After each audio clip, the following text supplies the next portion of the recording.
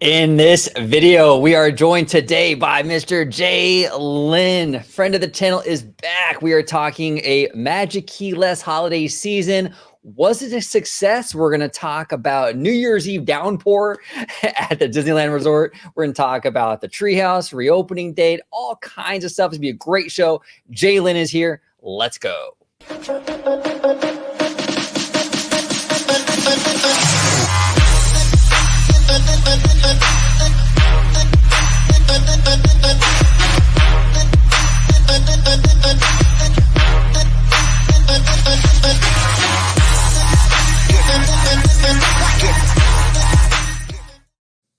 Welcome aboard, everybody, to another episode of OG 55. We have a lot to talk about today. We're going to talk about that Magic Keyless holiday season. We're going to talk about the Treehouse. We got a lot to discuss today.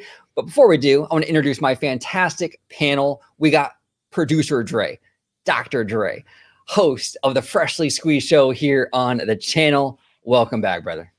Hello there. I do appreciate it. First show of the new year. Is that right? Yes, it is. I do appreciate being a part of it, sir. Thank you so much. If you guys want to follow me, you can go and do so right down there at VashSky. Go ahead and type it in for all the, as Christine Wissens McCarthy would say, for all the robust discussion right there. And if you want to see me, well, it's the channel you're watching right now at Orange Grove 55, where we have shows like this one right here, Citrus Corner, with our delightful buddy George, and my show, Freshly Squeezed, your source for juicy, your source for juicy news and info, squeezed fresh right from the Grove. See, first group of the year as well. That is fantastic. Well, and it wouldn't be a show if I didn't play this. Oh, and there's the biggest bargain of all. There you go. Biggest bargain of all. Indeed, OG. Indeed. That is correct. We got a bargain for you guys today, for sure, with all these topics. So I cannot wait to get into it. Absolutely. And welcome back to the channel, Jalen. If you can let everybody at home know where they can find you on social media. How you guys doing? You can find me on Twitter right now. I haven't got YouTube started, but I will eventually. I'm getting active in the community on Twitter. So you can find me at Theme Park EXP right here, 66. I'm on there. I'm in the community communicating with everybody, replying. I'm there. So I'll see you on there. Absolutely. Well, welcome back. I love the beanie. Thank you. I really appreciate it. That's awesome, man. That's awesome. Pay attention. It's Joe time. There we go. All right. So we are talking, our first topic of today is the Magic Key blockout. Okay, every single key was blocked out from December 21st until January 1st. Now, a lot of fans, Magic key holders especially, were wondering, how is that going to affect the crowds? What's going to occur? You know, what's going to happen? What's the perception going to be at Disney if it's really crowded or if it's really dead? So we're going to discuss that. Now, Dre, I believe we have an article from Mice Chat that sort of sets the table nicely. I will go ahead and bring that up on your screen. Get that. All right. This is their usual Monday update. Obviously, we had New Year's Eve over the weekend, and Dusty was there in person actually on New Year's Eve. He was there on Friday as well, and he had some very, very interesting things to say. As much as I would recommend reading this article, which you should, I'd also recommend watching his live stream from both New Year's Eve and from that Friday before, because I think he had some very interesting things to say, very interesting things that were noted there for sure. But this particular paragraph caught my eye, which is this: overall, the parks were very enjoyable during a season when they were nearly impossible to navigate in the past. Disney learned something. They can charge top dollar for park tickets and front of the line, block pass holders, create a better park experience, and still make a record amount of money per guest. I thought that was very interesting because there were definitely improvements that were made here with the operation. Mobile order not included, it looks like. But there were definitely things that I think really did play very, very well during this time of the year, which he is correct. this has historically been the busiest time of the year. We always talk about how the end of holidays, the mad crush of crowds that actually come in, Yeah. but because Disney was able to limit how many people actually came in via the reservation system, block out maybe some undesirables, right? With their severe blockout system, while also charging extra for perks like Genie Plus and so forth. I'm sure this was a very desirable and profitable winter for them. I have a few reservations for this, but that kind of that lays the land, gives you a lay of the land somewhat. Now, when you say you have a few reservations about this, no pun intended, right, Ray? Well, no pun intended. Yeah, exactly right.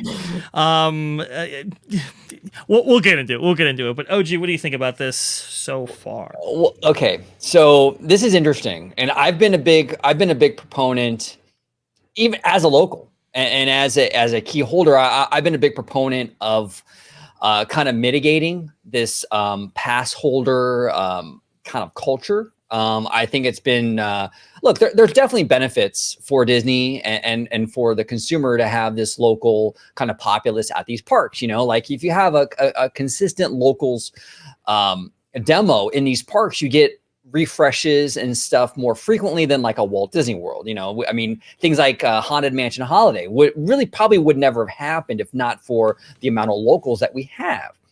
With that said, though, I do think that this kind of culture that's kind of been birthed over the last 20 years or more, where key holders are going 4 and 5 times a week, and it's really causing a lot of congestion and kind of even in a lot of ways ruining the experience for people that are not going as much.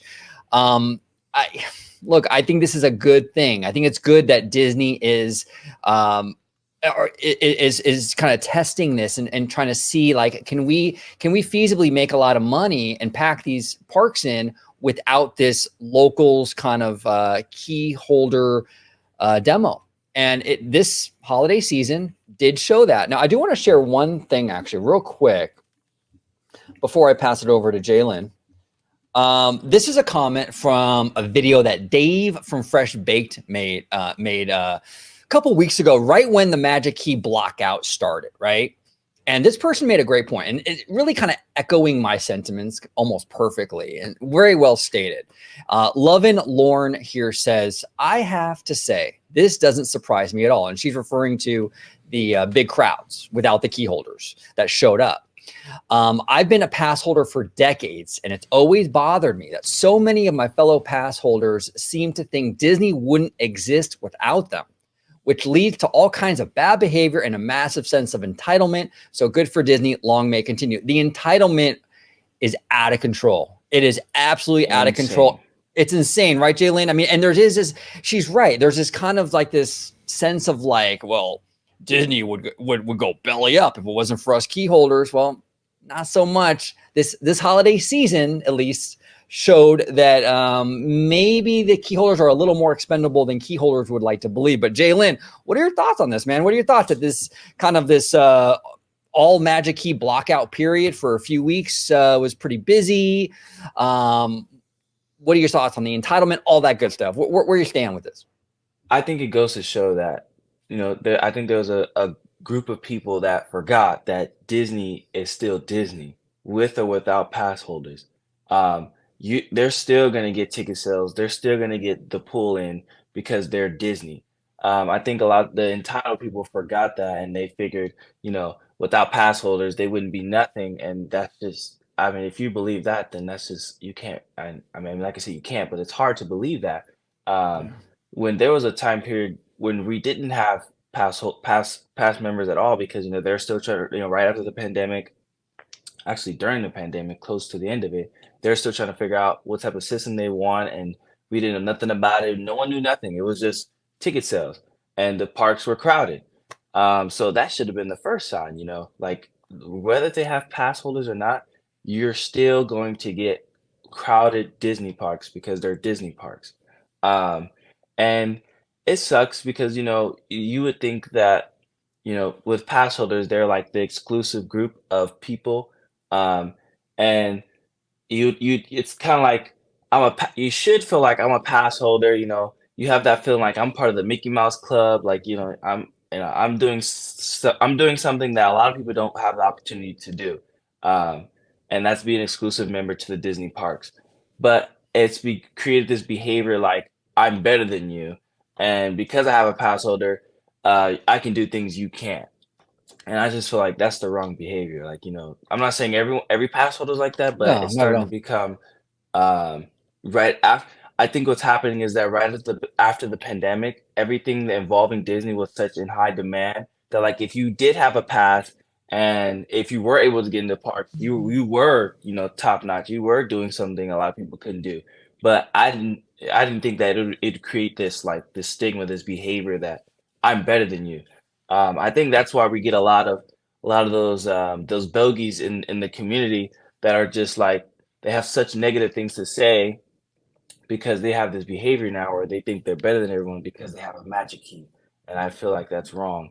Well, well, So yes, Well, no, you're absolutely right, Jalen. Well, and the thing too is, I've been saying this for a long time. When you go anywhere for excessively, right? If you're going to Disneyland 3 and 4 days a week, the specialness wears off, and you start to yeah, nitpick, right? And not to say right, Disneyland, believe me, Disneyland Resort has a ton of fucking problems right now. I mean, yeah, and we're gonna get into those. We're gonna get into those today.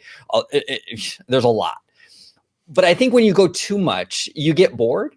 And I think what yeah, happens is people start to notice things that they maybe wouldn't have noticed if they were more casual in their view, in their attendance perception, habits. yeah, Yeah, you start to like walk down Main Street, and now suddenly you're bored, so you're looking at like the cracks on the sidewalk, and you're looking at chip yeah, paint. You're looking at, oh, that light bulb was burnt out. Tourists don't do that because they're yeah, so enamored in just being there and like, this is my mhm, first time in like 10 years, and they're not looking at light bulbs and stuff, But yeah, Dre, what are your thoughts on this, brother? Yeah. I mean, the sense of entitlement is definitely there. It ain't no question about that.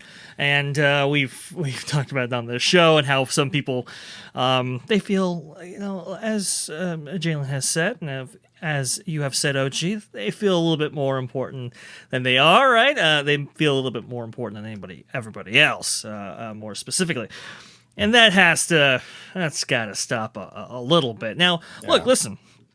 I can tell you right now, Disney had this data. They knew they could sell out this park during this time period without pass holders. But this was the first time where that was really demonstrating for the world to actually see. And I believe that it did go off successfully. And you're right, OG.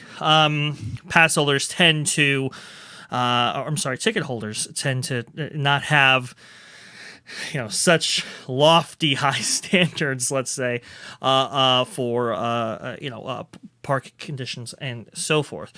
That's also why, for me anyway, and I'm a ticket holder. I'm not really, I'm not at all a pass holder. That's why I appreciate pass holders' presence at the Disneyland Resort, because I mean they do kind of, let's say, hold the company in check, and hold Disney in check, specifically when it comes to a myriad of things. But you're right; it is one of those things where it's like it's a little too much, maybe out of balance, out of whack here. And this, I think, was a wake up call that say, hey, you are a little bit more expendable, as you said, OG, than the perception was going into this. Now, I'll say, again, they're able to sell out, late December. That's not such a lofty bar in my view, because there's so much demand placed on the Disneyland Resort in general during this time. But look, listen, this is one of the benefits to having a reservation system, at least during the holidays, right? Where you can better manage those crowds, where you can better manage that pass holder population. I think, pass holders aren't going away, No, but, absolutely not. Maybe look for more things like this, especially, when it surrounds like big attraction openings or big holidays or big events. I wouldn't surprise me if they de-emphasize pass holders by maybe blocking them out entirely or severely managing their population in the park during these big times. Yeah, no, absolutely. I agree with you, Dre. Yeah, pass holders they're not gonna completely get rid of the pass holder population, because like our friend Christine Wastelands McCarthy says, they want to have that ability to pull those levers if they need to. And rocky weather is ahead for the economy, and they might have to pull a lot of those levers soon. So absolutely, yeah, they definitely don't want to get rid of key holders, but like Dre said, you might see less access going forward. I think the summertime, maybe they won't block pass holders out for the entire summer, but I can see them maybe blocking out really busy times, like Dre was saying, maybe of the year, maybe the week of 4th of July, or maybe from like 4th of July to like July 17th, which is Disneyland's anniversary. Sure. These real busy times of the year. I could definitely see it. Maybe Memorial Day weekend or something, right? We're going to start seeing a little bit of that here and there. They're going to surgically kind of block out, or as they say, oh, no use. I forgot to tell you, I'm locked. They're locked, and there's no key. And there's no key to get in. There's no key to get in. But we'll see. We will see. But I agree with you, Dre. I think they're going to experiment with other days. I really do. A very interesting cultural changes actually took place while pass holders were actually blocked out. I thought this was kind of interesting, a little bit lesser known things that were happening in the parks without a huge pass holder population to actually make up the culture that is Disneyland every single day. Dusty made a couple of observations that I thought you guys would find interesting. So here's the first one here. Let's see. I want to show you all something here. So you see a lot of ropes set up. That is Overflow Queue for Pirates of the Caribbean, which is not being used right now. But at one point today it was. Right now the line is very short. It just stretches up over the bridge there and then into the ride. So you won't wait very long to get into the ride right now. However, at certain times of the day, it is used, so it ebbs and flows. 1 minute, it's fully stretched almost to Haunted Mansion. The next minute, it goes right into the ride. I talked to some cast members about that, and they were laughing about it because they said people are sheep, particularly when it's mostly tourists in the park, because they see a line and they just get in it. So they don't know that if they just wait, it'll probably go down again. In the evenings, by 8 o'clock, there's no one in line for Pirates. So the best time to be in the park is tourists come early. So in the hours leading up to the fireworks, lines go way down, definitely during the Christmas parade. And then after fireworks, the park just empties out. So it was kind of very interesting to see that, where even cast members actually noted there were a couple of let's say behavioral differences with guests that were so tourist driven versus Magic Key driven. We also saw too, I believe 3 days in a row, Genie Plus actually did sell out during this time. So it was definitely attraction heavy. It was an attraction heavy population, which definitely affected all sorts of things. And it wasn't all sunshine and rainbows either. This was a line for Lightning Lane. Oh my! For Incredicoaster, yeah, Jalen, exactly. He has the right reaction. This was going all the way back, as you can see, to the entrance of Pixar Pier, which if anybody knows this park well, which I'm guessing you do if you watch this channel. That's a long time. We saw historic wait times for Star Tours, for example, which, it does have a kind of overflow queue. And honestly, that wasn't that full, but the wait was still 2 hours. And that was because Lightning Lane was being used to the extent that it was. So again, when you have a very heavy ticket holder population, just understand that those attractions will be utilized differently than mainly a pass holder population, and that does have some effect. Oh no, it does. I- When you have a pass holder population, everybody is working the system, and they all got their hacks, and it's a totally different mindset than a tourist who's going in there not really knowing, you know. But go ahead, Jalen. I'm sorry.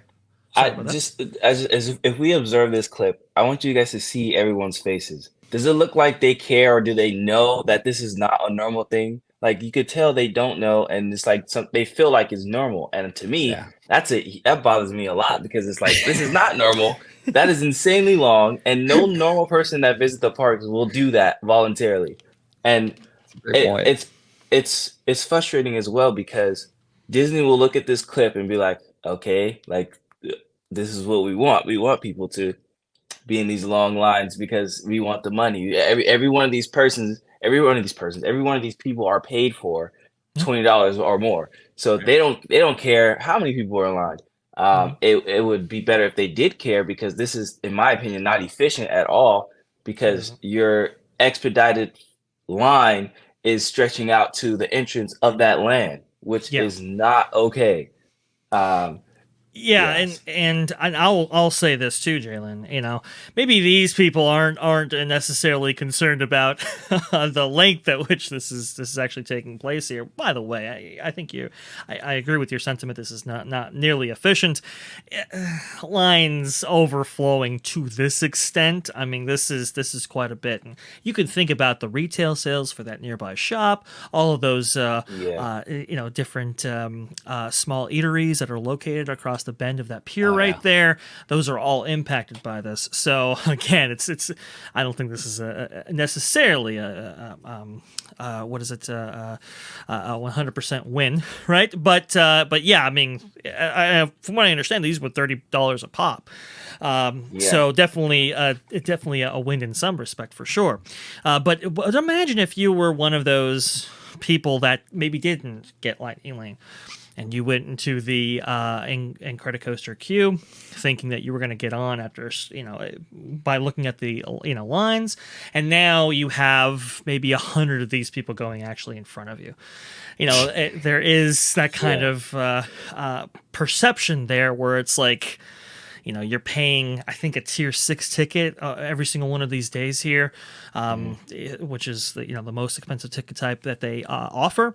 And you're just seeing all these people go through. If you're not on the system, it's definitely, the haves and the have-nots kind of thing. Again, I caution Disney from getting maybe too complacent when it comes to this. I'm really surprised Disney hasn't had like a cast member walking around like with a tray, like those popcorn vendors like you see at ball games. Yep. Yeah, exactly. Well, money. It's coming. It's That might come. But Jalen, you were going to say something? Just real quick, except they're going to be selling the popcorn buckets. So, buy your popcorn bucket. You don't got to stand in another line. So yeah, exactly. Doing something like that. That's an interesting thing too, because it's interesting you say that, Jalen. Mice Chat, Dusty Sage, was actually talking about that and saying that that there were no lines for popcorn buckets that we would traditionally see because, well, it's pass holders who buy them disproportionately, not actual guests. We also saw that, I was talking about cultural change as well. There was another cultural change that was actually taking place. Now, OG, I think you'll like this one. Yeah. I'm going to go ahead and play you this next clip from Dusty. Yeah. Because I think he has some interesting things to say here. Good. Well, I'm going to tell you my sneaky suspicion on why there are very, very few pass holders here. We see very few Spirit jerseys and very few mini ears in the parks. So these last few days, we're like, the people look different. What is different about them? Well, they don't look like pass holders. So I'm not seeing lanyards with pins. I'm not seeing ear headbands. I'm not seeing Spirit jerseys in these last couple of days that we've been here. So definitely doesn't look like the normal Magic Key holders. I thought that was kind of that was kind of interesting how some of these exactly right. Some of these trends that we see are a result of the culture, a result of that either desirable or undesirable mix. Well, and it's funny. So basically what Dusty is saying is that every person there doesn't look like a Disney store vomited all over them, basically, right? Yeah.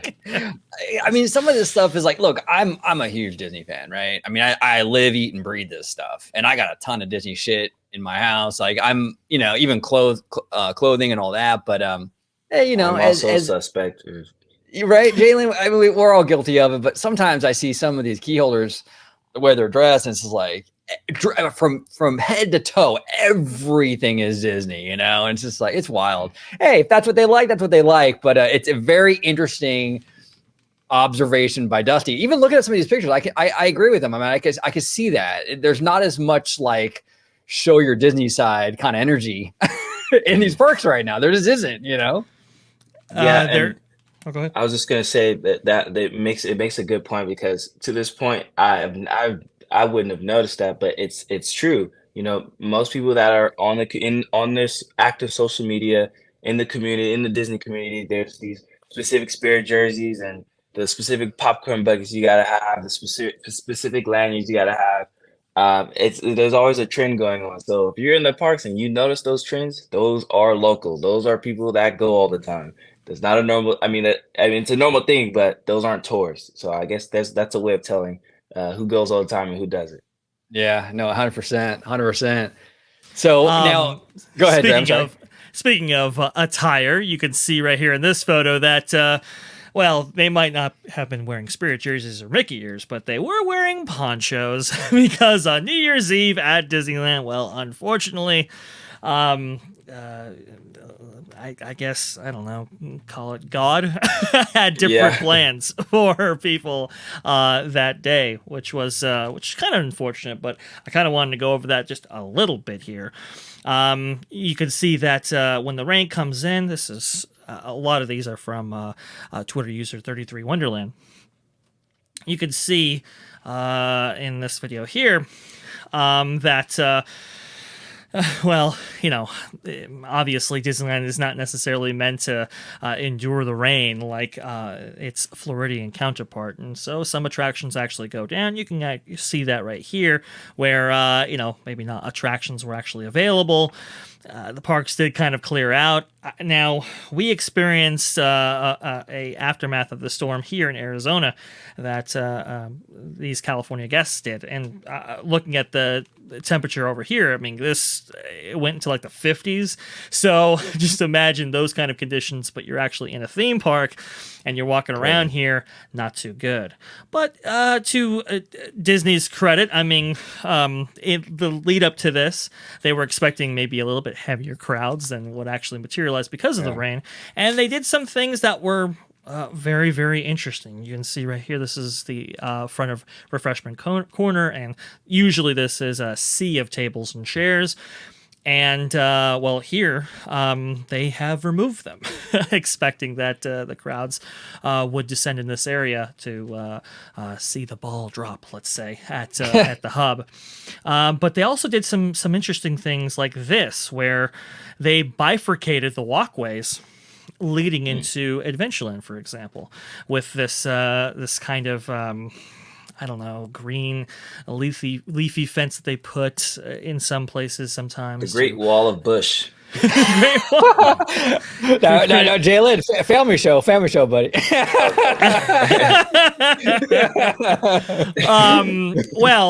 Yes. Listen, with this, it takes away a little bit, I think. It's going a little overboard. I do say. I mean, maybe if these were maybe, I don't know, half the height that they were, maybe it wouldn't be so off-putting. But they were taking it very seriously, but it was all for naught because, well, sorry about that. Let's not get copyright in here. I mean, you can see how hard it was raining through the lights. Look at that. I mean, right. So they canceled fireworks on both sides, both at Disneyland and at Disney California Adventure. And this is what you were left with if you decided to stay in and around the hub area. It was very rainy, very what is it? Cold, frigid temperatures, and not a whole bunch of fun, unfortunately. But from what I understand, park conditions between the reservation system, the Magic Key blockouts, and the rain were pleasant if you had the stamina to endure it. Well, it's interesting too with the reservation system because now we know it's not like Disney is ever caught off guard with this stuff because now they know how many people are going to be in that park. So with the fake grass or fake bush walls and the moving of all the tables at Coke Corner and what have you, clearly the reservation system, the data they were getting was showing a lot of people were going to be there that day. They knew this many people were going to show up. What's interesting, though, is that those people didn't show up. So what happens now to those people? And are they going? Did they cancel? Are they going to take their ticket now and move that to another day? How is that going to affect the crowd for the rest of the week? Very interesting dynamic here that the reservation system brings. Yes, exactly. Go ahead, Jalen. Would you endure this, or you think this is? It's kind of tough because how can you have New Year's Eve without fireworks? And that's not a huge factor, but that's just something to think about. Like, if I were witnessing this show right now, I'd feel like something is off. Like this doesn't feel like New Year's Eve. But then again, when growing up and going to the parks, I was always the thrill geek. I was always the thrill seeker. I always wanted to do every attraction we could possibly do, no matter what. So I'd probably push through this, but the people I'd have around me, they wouldn't want to do it. So I'd be a loner on that, and then I wouldn't be at that point. I wouldn't want to do it because I'd lose myself, and it's just So this I will admit this would be pretty tough. And now I will say, you have a picture here, OG, of the California Adventure version of New Year's, which, by the way, has always been kind of a sleeper hit. Let's say a lot of people go over to Disneyland for the actual countdown. Drinks. The countdown. I think only you do that, OG. No, joking. No. People go over to DCA. They go for DCA for the drinks. Disneyland for the rides. But for the countdown, a lot of people go over to Disneyland, and rightfully so, right? It's the original park. It's a place to be, right? But DCA has always put on an amazing New Year's Eve presentation at the stroke of midnight, and even without fireworks, I think if you were at DCA, you got one heck of a show. I was looking at some live streams and so forth of the performance, which any of you guys can do at home, which I would recommend seeing because it was pretty cool. They were able to have the World of Color fountains and so forth. So people at DCA were treated, let's say, maybe better than the show that they actually encountered at Disneyland, even though DCA has a lot more outdoor attractions and, subsequently, they don't run in the rain. So if you did endure it, at least at DCA, you did okay. But it's unfortunate that people were rained out. OG, you make actually a good point here. If you have a ticket, let's say, well, now you either use that ticket at least partially, and well, that's that if you exited the park earlier than maybe you were expecting. But if you had like a multi-day ticket and you had 13 days, let's say, to use that park ticket, the unused portion of it, if you had multiple days, well, now you're kind of in a bind because can you actually make a reservation on those days upcoming within that 13-day window? That could be very tricky, especially with travel plans and so forth. So again, I'm overall, because of those issues, I'm not a huge fan of the reservation system, especially somebody who's had to navigate those issues at various times throughout the year. But for holidays and for big events like this, there is a real argument to actually maintain a system like this, at least for very, very busy periods. Now, what do you think about that, Jalen? Like having it like for holidays, maybe get rid of the reservations, but maybe have it in place for like holidays, New Year's, Christmas, stuff like that. What are your thoughts on that? I think it's important because if we take that aspect, if pass holders were not blocked for this time period, and the parks are already crowded, it would be even more crowded. Yeah. And the unfavorable mix of people that would be attending the parks, I don't think they'd appreciate, the fact the very like because of the weather, inclement weather, there's things that won't happen or that are shut down. So, Sure. for some reason they'll take those little things and find some reason to create a problem out of it.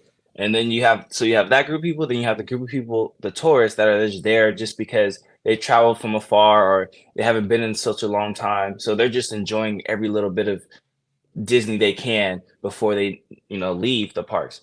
Um, so I think it's a good idea that they keep it as a reservation system. If you whether that you keep it how it is now or you just block out a certain amount of people. I think it's important that you have that reservation system in place because, like I was referring to, you want to make sure that you have a good group of mix of people there. Um, because you just want Disney to be good vibes and good Yeah. energy. You don't want that bad mix of people that are complaining about every little thing, that create problems for cast members. Because I know they complain. Why is this attraction down and why aren't there enough people on the stage and stuff like that? It'll just create a problem with this Yeah. type of weather, at least. And Now, ticket holders are much more demanding in that respect than even pass holders, right? So when an attraction Yeah. goes down, it's like, oh, well, wait a minute, I'm paying per day here. This is not good. That problem would have been compounded with pass holders, or a heavy pass holder mix, let's say, than I it have was here. I just have one more question. I'm gonna ask you guys both. sure. How would you be frustrated or would you be kind of appreciative if you were to visit the parks at that type of scene, like and that weather with those type of conditions? Would you be frustrated as a park guest or would you be appreciative, like, okay, at least I'm here. I'm just gonna take what I can. Well, everyone's different, in, like their personality and stuff. I am kind of like, my perception might be different because I've been to this place a million times, right? Sure. Look, and I'm kind of like this with everything. When life hands me lemons, I'm gonna make lemonade, y'all. I'm making lemonade. That's just my mentality. So if I go to Disneyland on New Year's Eve and it's pouring like this, hey, it's an experience, right? I've been many times to the resort, many times even on New Year's Eve. This is something kind of different, right? It's pouring rain in California on New Year's. Just make the best of it. Maybe I'll go on Grizzly Peak a million times because, hey, I'm wet anyway, right?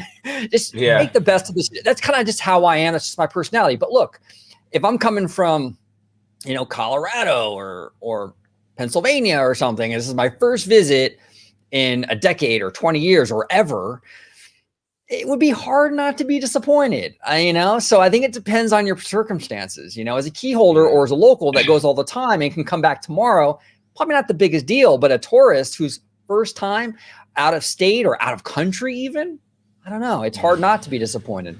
Yeah, I can tell you right now that the hundreds of dollars that it takes to actually get there, $100 per night that it takes to actually stay there, the $100 per day that it takes to actually be inside the park, right? It all compounds and adds up. And to have rain like this, if you placed enhanced emphasis on like maybe fireworks and the stroke of midnight, I don't think you could help then be frustrated in that instance. Now, for me personally, I'd be like, hey, you know what? This is some good ride time. I can do a lot of damage in these conditions, right? So for me, I'm like you, OG.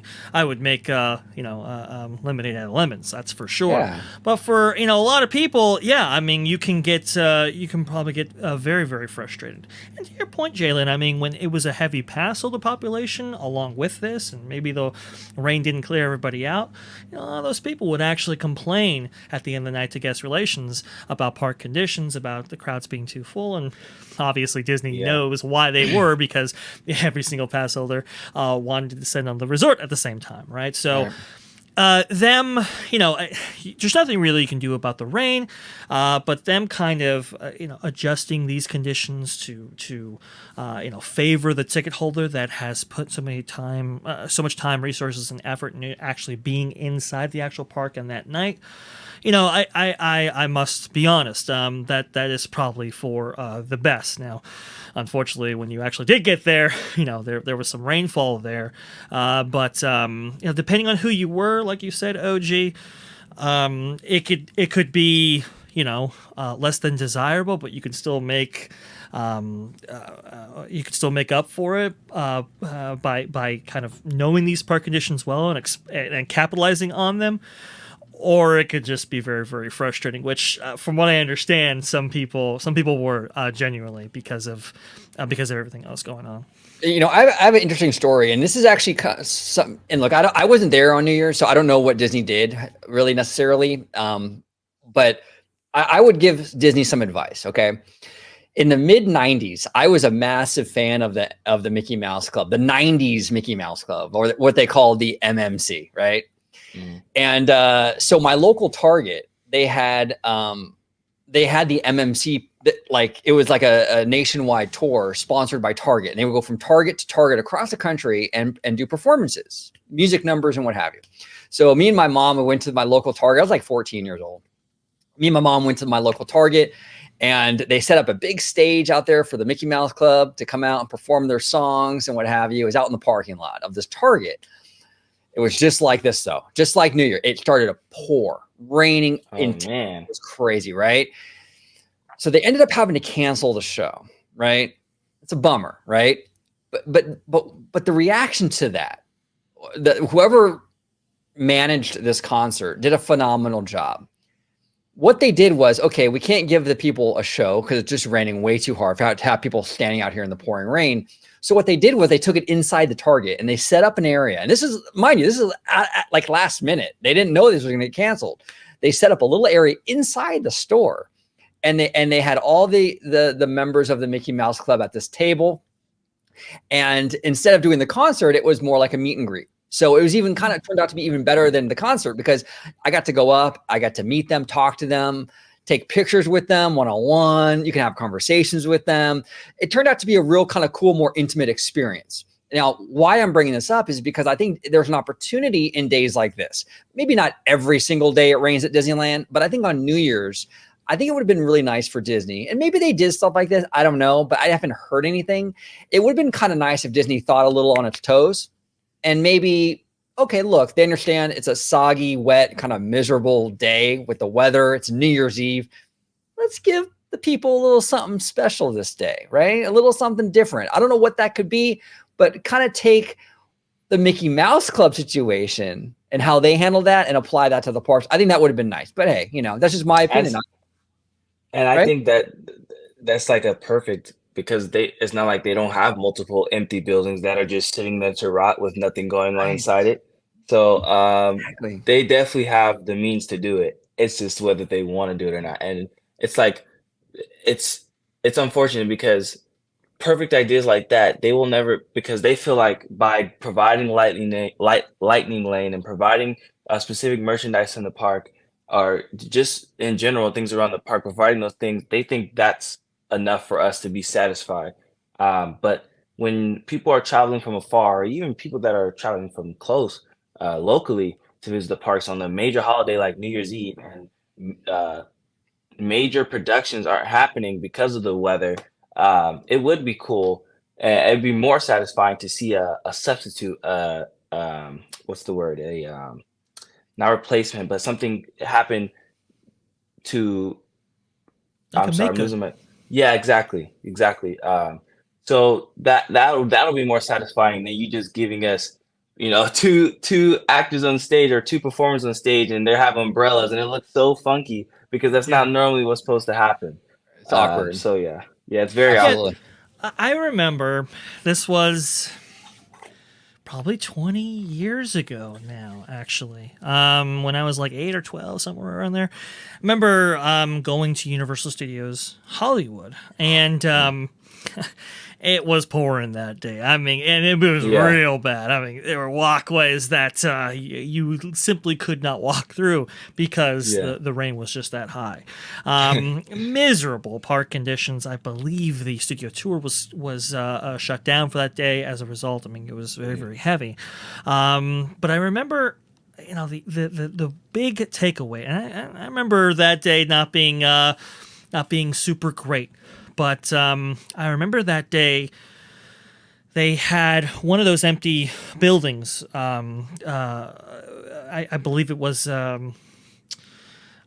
it was like an event center that they would have for maybe corporate events. They had opened that up to park guests, and we're giving out free coffee and free hot chocolate.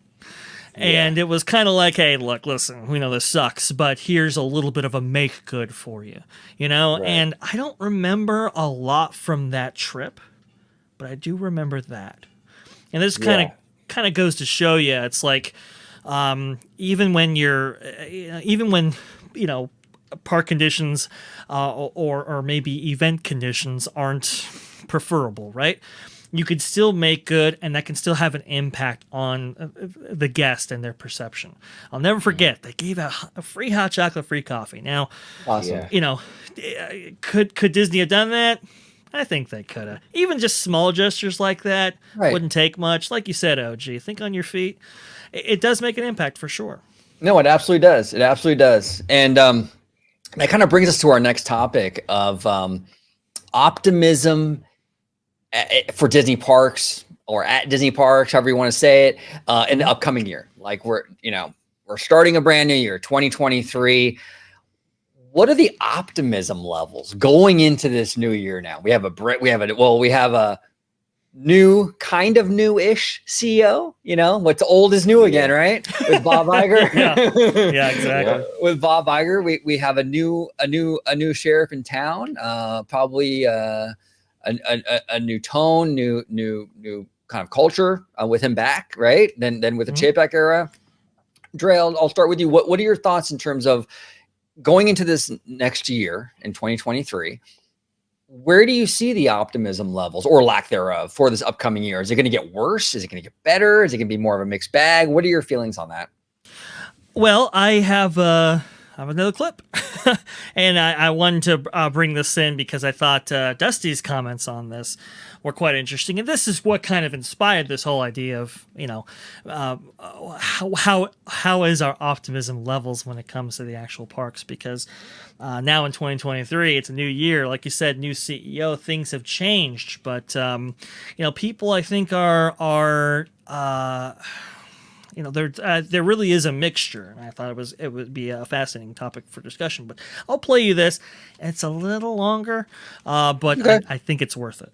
Let's do it. But we, of course, didn't necessarily fall for Chapek's gambit there, because I wrote that epic piece about. Oh, he was he was asked, just to set the scene here, he was asked about Chapek invited media for the kind of walkthrough of Mickey Minnie's Runaway Railway. Oh, yeah. I believe we actually did that video right there, and Dusty was one of the attendees of that. He was asked about his true thoughts about that. Chapek is gone. Why I thought he could not remain the CEO of Disney, and he was destroying the company. And then just a few days later, they got rid of him while he was at Alani with his family. So he was at Alani for Thanksgiving, and while he was there, they staged a coup and stole the company from him. Worked. Bob Iger's back. The question now is, we know Iger is going to be focused on the studios and on Disney Plus and fixing that $1.5 billion loss per quarter that they're suffering there. That's really why they got rid of Bob Chapek. Of course, we wanted him gone because he was also destroying the parks, which is what we love most about the company. Will Iger take as much interest in the parks that he's taking on Disney Plus? And it's a good question, because the studios are losing money, right? Disney Plus is dragging that segment down. $1.5 billion loss was for that segment of the company. Parks are making money. So if the parks are making money, would they worry about changing things? So we're keeping up the drumbeat there on why the parks are broken, why we're so unhappy with how things are going here in the parks. Because if we don't make noise now, it may be too late later for Iger to make a change before he himself is replaced. Because he's only supposed to be here for a couple of years, and then he's supposed to find his replacement. Because he's just coming in temporarily to fix the company. So Dre, if he only stays for Oh, go ahead. real quick, yeah, Dusty brings up an interesting point where it's like the studio division is much more and we'll talk more studio in a little bit with Avatar and everything, but the studio division is struggling more because of that D plus, and even some of the theatrical, offerings like Strange World and Lightyear, right? So there's more struggle on that side of the company. Yes. And so, yeah, I do think there is less of an incentive to sort of go in there with like drastic changes and really start really tweaking the park experience, because according to them, the park experience isn't really broken. It's kind of like if you broke your leg, right? And then you haven't had a haircut in 6 months. Well, you're going to prioritize the broken leg over getting the haircut. Sure. Yeah, the haircut would be nice. Absolutely. But I got a fucking broken leg, though. I'm going to handle that first. Yes, So that's kind of what this is. Okay. The park stuff is getting a haircut. Okay. It would be nice. It would, not the biggest priority. Disney Plus, the studio, that's a broken leg. You got to fix that before you get your haircut. And just real quick, as far as like Disney, the whole Disney Plus thing, it's unfortunate because as we know, Disney Plus is very limited to the type of stuff they can put on their site because it's only productions related to the Disney company. Unlike Netflix or HBO Max or things of that nature, they can put whatever they want because there's no limit to. Well, HBO Max is more Warner Brothers productions, but they have other films and shows that aren't related to that company. And as far as the other sites, they can do the same thing. I feel like Disney Plus will always be in this hole because they're limited to type of productions they can put on their site.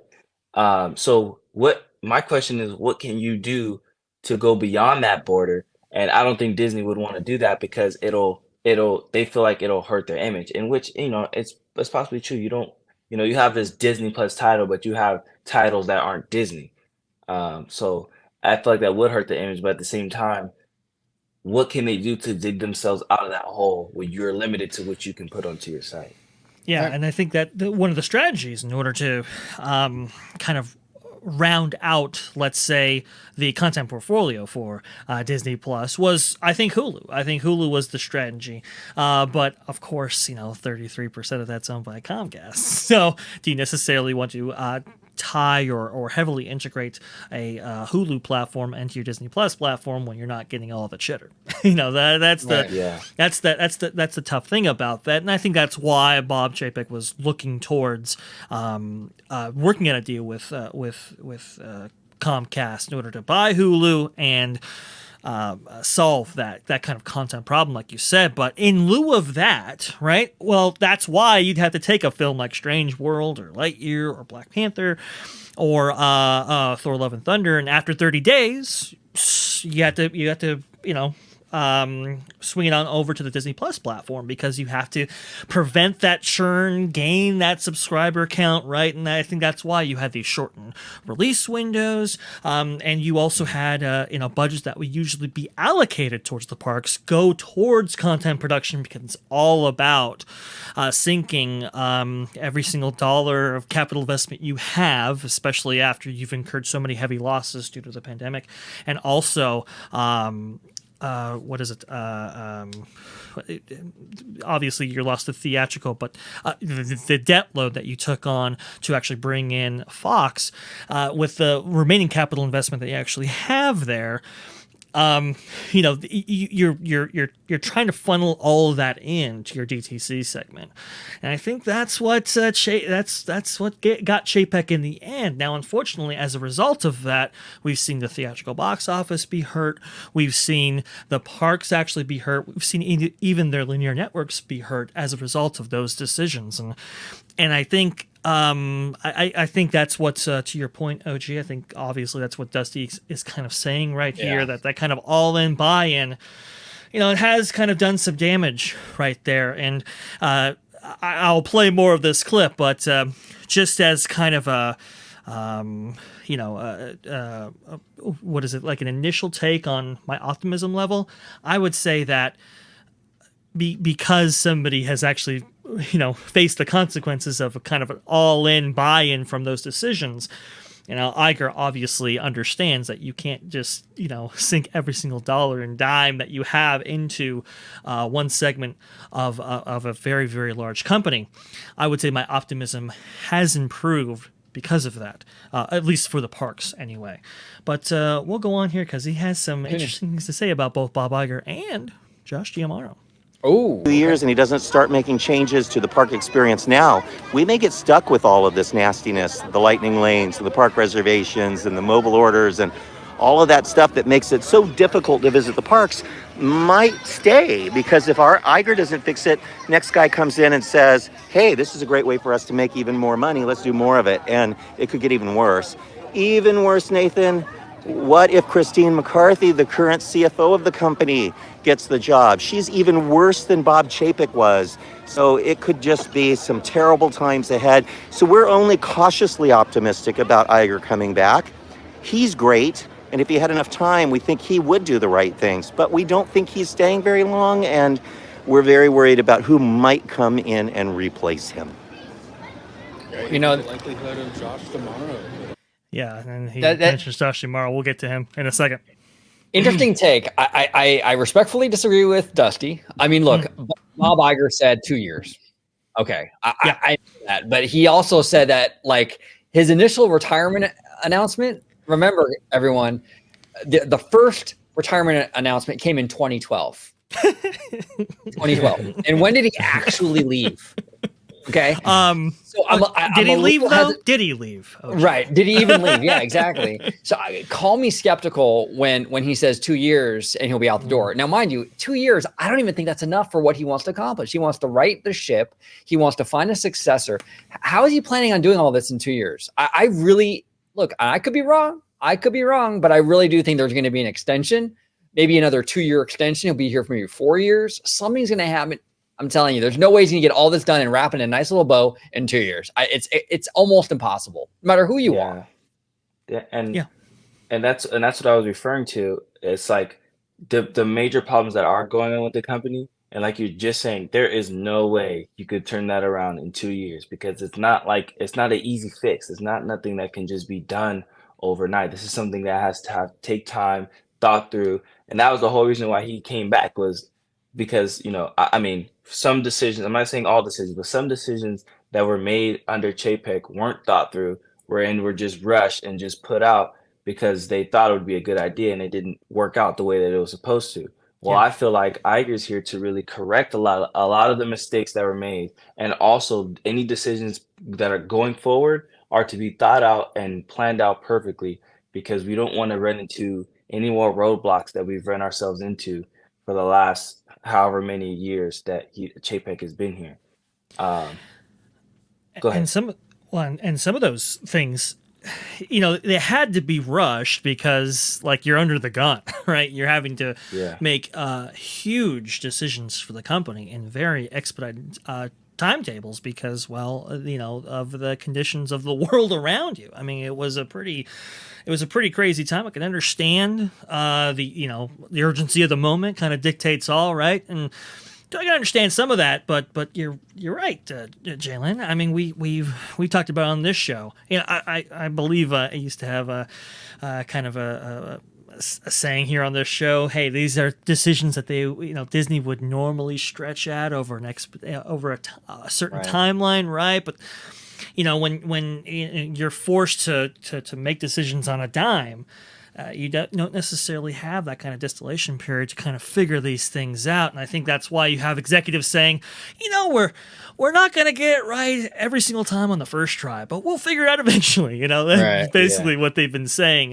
If you've been following Josh Giamaro or Ken Potrock, even president of the Disneyland Resort, or Bob Chapek himself, he would always kind of say that we're going to figure it out, guys. Don't worry. And, meanwhile, people have had vacations, right? People have had these experiences. They've bought in and to quote the Shang-Chi thing for a second, people don't obviously go in thinking that they're going to be part of some experiment, right? And unfortunately, that I think has had an effect and was kind of this it was a cloud over the Chapek era, let's say. And from what I understand, Iger has gone to every single division head now. He has gone to every single portion of the company and said, okay, what were your grievances during Chapek? How could we rectify the situation? It's a fascinating thing and how this has all worked. OG, what were you going to say? Well, no, I was gonna say I think this is kind of a trend, like you said, like Potrock and all them. We're like we might not get it right every time, but we're constantly like evolving and changing for you, right? Or we're gonna make mistakes and we're acknowledging that. This is a new trend I see with executives. I think even James Gunn recently made the same kind of comment about DC. Like, you're not going to love every decision I make. And I think comments like this are sort of in this new age of social media where these executives and these creatives are getting so much heat from everyone and from fans on social media and what have you. Sure. I think this is a way to kind of like blunt that a little bit, to kind of like, well, we said we're not perfect. Right? Yeah, exactly. It's like that. It gives them that sort of cover a little bit. Insurance. Yep, exactly. That's exactly it. And that's why they're doing it. That's why Potrock was saying that. That's why James Gunn is doing that. It's a way to protect themselves and kind of like, hey, we're only human. And just real quick, I just want to make real quick.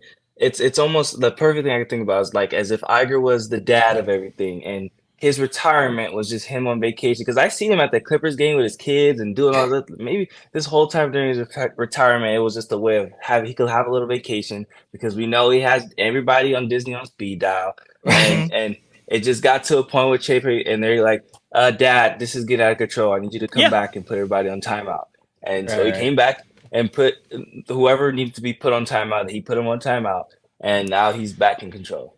That is more true, Jalen, than I think everybody in Hollywood would care to admit. But yes, that is absolutely the case. No, the adults are back in charge now. I took a little extended holiday. Don't worry, I'm back. And somebody who has had insurance this entire time, Josh Giamaro, flying under the radar here. Well, even Dusty is starting to see through the veneer, let's say. So, let's see. Well, I don't think Josh currently has the experience necessary to take on the job. But if you see them move Josh tomorrow into the COO role or move him into the CFO role, then they are grooming him to possibly take over the company. And it could be good or bad. We really liked Josh tomorrow when he was president of Disneyland. He was a great president of Disneyland. Very personable, nice guy. He looks the part. He looks like a Disney type of senior executive. So, by the way, I always like that. We loved him when he was at the parks. Oh, he looked the part. He was nice and stuff.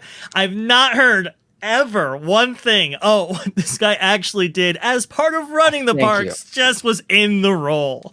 No, I was just gonna say the same thing, Vag. Like 100%. Every time you ever ask anybody, what do you think about Josh Giamaro? Do you like him? Oh, I love him. He looks the part. He's handsome. He smiles at me. He takes pictures with me. He's a great guy. Yes. What has he done, though? What has Josh done? And I'm not against him. I'm not trying to, like, trash the guy, but I can't name a single thing he's done. I can't. I mean, Glenn Testa has said the same thing. Look at D23 Expo, right? I mean, what did he announce? It's nothing there, right? So I keep hearing, he's great, he's fantastic, and to Dusty's credit, he does limit it to the DLR president position, and saying that he was great. But even then, it's like, what did he do? Why did you love him so much? Was it just a popularity contest, or did he actually bring something substantive to the table? I do have a drop, actually, for what he brought to the table. I do have a drop real quick, and then I'll go to Jalen. Real quick, a drop for what Tomorrow brought to the table. So you get nothing. You lose. Good day. Nothing. Okay, go ahead, Jalen. That sums it up. Go ahead, Jalen. Well, it's you brought up the D23, and it just made me think like that's to me is the huge thing. Like the event where you announce future projects and productions. And you blew it. Like you announced obviously a few things, but what did we gain? Maybe projects and maybe this and maybe that. I brought it up on the show not that long ago. It's like, to me, that was probably the most frustrating thing is like, how are we supposed, as consumers, as fans, as guests, how are we supposed to look forward to the parks and content? And you give us maybe things and maybe this and that. Like, what the heck are we doing? No, and even the stuff that was kind of announced, like a harmonious replacement, or the removal of enchantment for happily ever after, Wondrous Journeys, World of Color 1. So very little detail was provided for any of those things that you could cite. Okay, the first time we heard about it was this or whatever. And the stuff that's the blue sky or whatever, I mean, you're right, Jalen. How are we supposed to be excited? How are we supposed to, tell all our friends, hey, did you hear about this? This is really cool. How are we supposed to evangelize on the Disney company or the Parks division as fans to some of our friends or people who follow us on social media or whatever, if there's nothing to actually get excited for? So that definitely is something, and I think that kind of stuff absolutely doesn't matter. I wanted to go ahead and play just a little bit more here. Sorry, guys. Sure. But no, go for it. It's interesting. Even Dusty is kind of coming around the Josh Giamaro thing that we originally here on this show were on an island originally when it came to Josh. Well, now that perception is beginning to change. So he could do it. The problem is, under Chapek, he became pretty evil. It's his name that's on the move of parks and resorts to Florida. They moved all the Imagineers out there. Almost everybody quit or was fired. So they've just gutted Imagineering, which is the heart and soul of the Parks division, and that's all because of Josh D'Amaro. And even if his boss had told him to do it, he could have stood up and said, there's just no way to do that successfully. But he didn't, and he fell for it, and he went to various business meetings and D23 Expo and so forth and stood up for those policies. So he stood behind the evil things that were done, and so we worry about him taking over the whole company, because what if he takes that mentality of the park reservations and mobile everything and higher prices and lesser offerings and applies that to the whole company? Yikes. Well, I don't think Dusty said he fell for it. He didn't fall for it. D'Amaro is a corporate animal, and D'Amaro was going to make Chapes happy because Chapes is his ticket to promotions and what have you. He didn't fall for it. D'Amaro's not a dumb guy.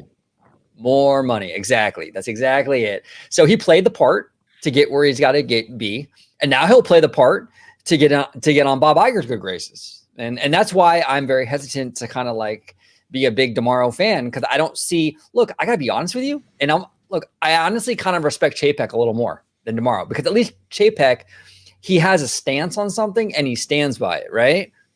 D'Amaro, I don't know where he stands. He's just whatever his boss thinks, that's where he's going to go. So monkey see, monkey do. Right. Kind of a chameleon too, kind of adjusting to the moment and so forth. Whereas Chapek, you kind of knew what you were getting with Chapek. It's very money oriented and profit oriented and so forth. Whereas, you're right, Josh. Not so much. He'll definitely wink and smile at you, and maybe join. While he joins Christine Way-Sens McCarthy and stabbing you in the back. I don't know. We don't know. But I do have some reservations about Josh Giamaro potentially succeeding Chapek in that role. But all of those things aside here, the original question was, are we optimistic about the parks themselves? And I think, look, if we're expecting, I don't know, high-profile, big announcements of things to come for either Walt Disney World or Disneyland in terms of big capital investment and so forth. Not so optimistic on that front. Right. That I think that's a little ways off. But generally, like the general perception of it, I actually am kind of more optimistic now. Now with kind of Iger at the helm here, obviously he understands that we can't just sink everything into DCC. We got to spread the budgets around a little bit.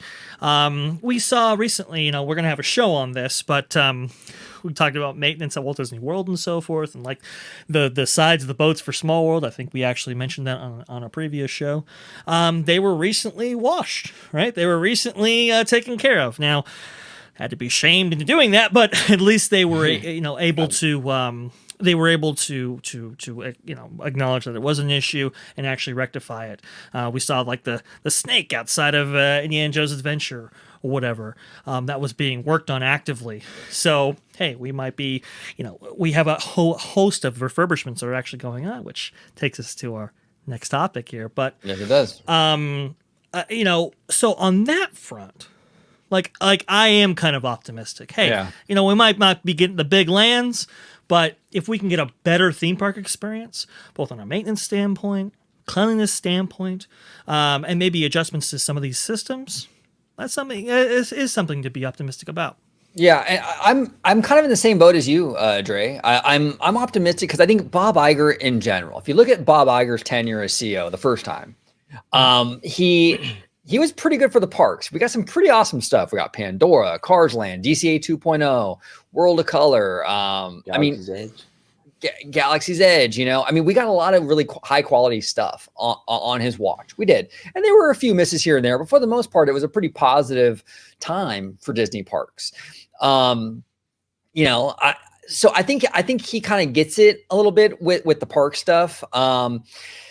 So I'm pretty optimistic. I'm with you on that. I'm pretty optimistic. I don't think we're going to see any, obviously we're not going to see any big stuff anytime soon. We're not going to see an Indiana Jones adventure level attraction anytime soon. Okay.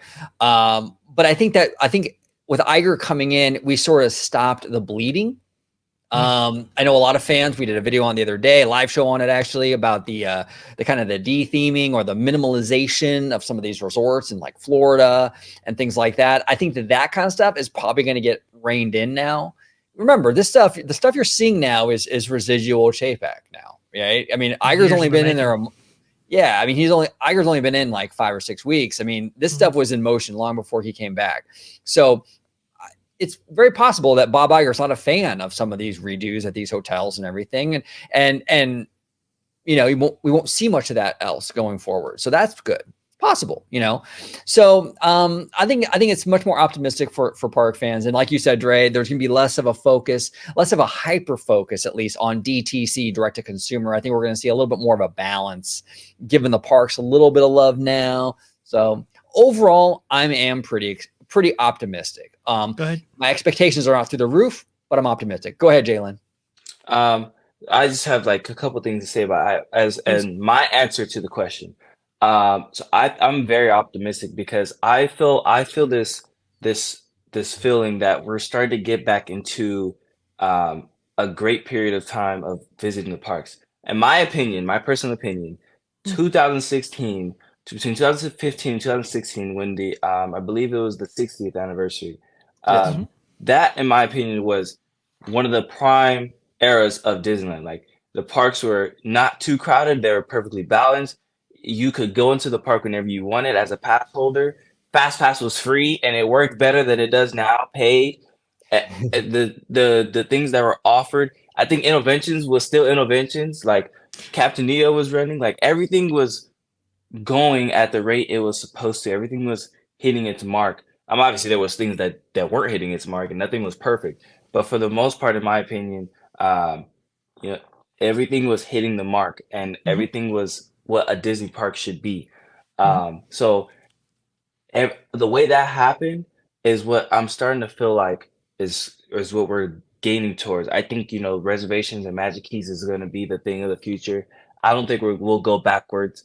I'd wish that the things that they'd update and fix, I wish they would take some things that happened back in the past so that it could be run more smoothly. But for the most part, we can assume that everything that's happening now is going to continue the way it is, and it's going to get changed based on what era we're in. Reservations. So I feel like this upcoming year will provide that mark of okay, we don't have no major attractions besides Runaway Railway, if you consider that a major attraction. We don't have nothing more extreme than that debuting. So at that point, everything is going to be, there's not going to be no construction, nothing going on. It's just going to be Disney and Disney parks alone. So I think we're going to be in that era of everything that's offered is being offered. Nothing is being closed unless it's being refurbished. And I just think we should be hitting those marks the same way that we were hitting the marks back in 2016. So that's why I'm optimistic. You know, it's interesting, Jalen. You make an interesting point here. You know, in lieu of actually having big capital investments, right, in terms of big attractions and so forth. I mean, I remember a time when Paul Pressler ran the parks, and the way he would let's say, build demand for the parks in lieu of big attractions is he would infuse the parks with a lot of entertainment and provide a lot of entertainment offerings. And a lot of those offerings provided the entertainment foundation that we had the parks for, man, close to 20 years. I mean, you know, and we you know, still benefit from today. And maybe now it's like, hey, look, listen, we're not going to have a lot of big attractions to attract people. So, you know, how can we get people to come in? Well, we can, you know, we can schedule some entertainment offerings ourselves. Maybe that means, you know, something coming back in the Hyperion. Maybe that means something coming back in the Golden Horseshoe or something like that. You know, that kind of stuff. I think also, too, they might look at some of these systems that they've implemented to deal with the surging demand and maybe reevaluate them, especially when, you know, maybe economic recessionary forces actually take effect here. Maybe it's time, okay, maybe we don't need to necessarily lock people out. Maybe we need to encourage visitation. And maybe, you know, placing a reservation system 365 days around. Maybe that's, you know, no longer optimal, right? So we can adjust that. And to your point, Jalen, I mean, we can get back to some of those 2016, 2015 era things that were seeing differently now without them. Yeah. So, yeah, it's an interesting point, Jalen. I think you really got something there. I think there are reasons to be optimistic, even you know, maybe without big heavy attractions actually being added in. No, and we have a source, Dre and I, actually a friend that we're very close to, and we call this person Dude Trust Me Bro, because we don't want to give any names. Right. Yeah. But Dude Trust Me Bro informed me, I think it was like a week or two ago. Are we allowed to go? Oh no, we're not allowed.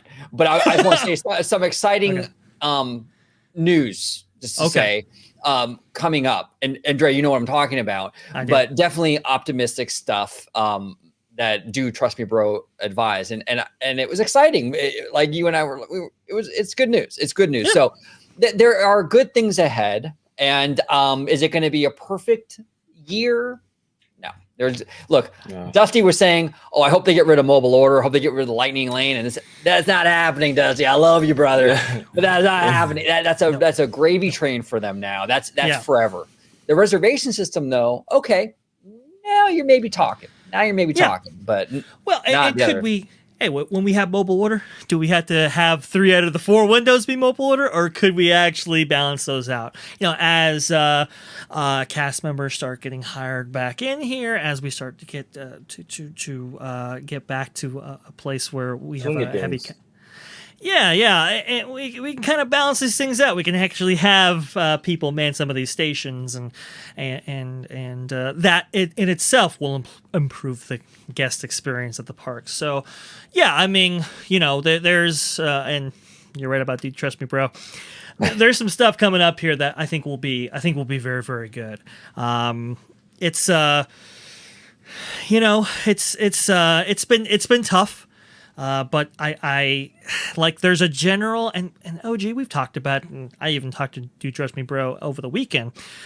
There's definitely a general feeling of optimism among the cast member ranks. Morale has improved and so forth. And I think that alone is reverberatory towards the guest and the guest experience. So things to be optimistic about for sure. Absolutely. And speaking of this year and being optimistic, we finally got an opening date for the Adventureland Treehouse, inspired by the Swiss Family Robinson. AKA the Swiss Family Robinson Treehouse. Yeah, exactly, right?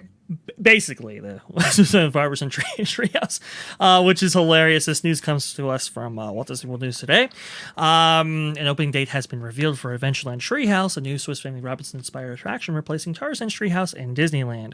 And it goes on to say that there is, if you look at the refurbishment calendar, The Tarzan's Treehouse has been a part of that since, I think, September of 2021, if I'm not mistaken. And it's just been constantly on the calendar. Well, as the calendar has been published, it was revealed that on February 10th, their Tarzan's Treehouse is listed, but it's not on February 11th.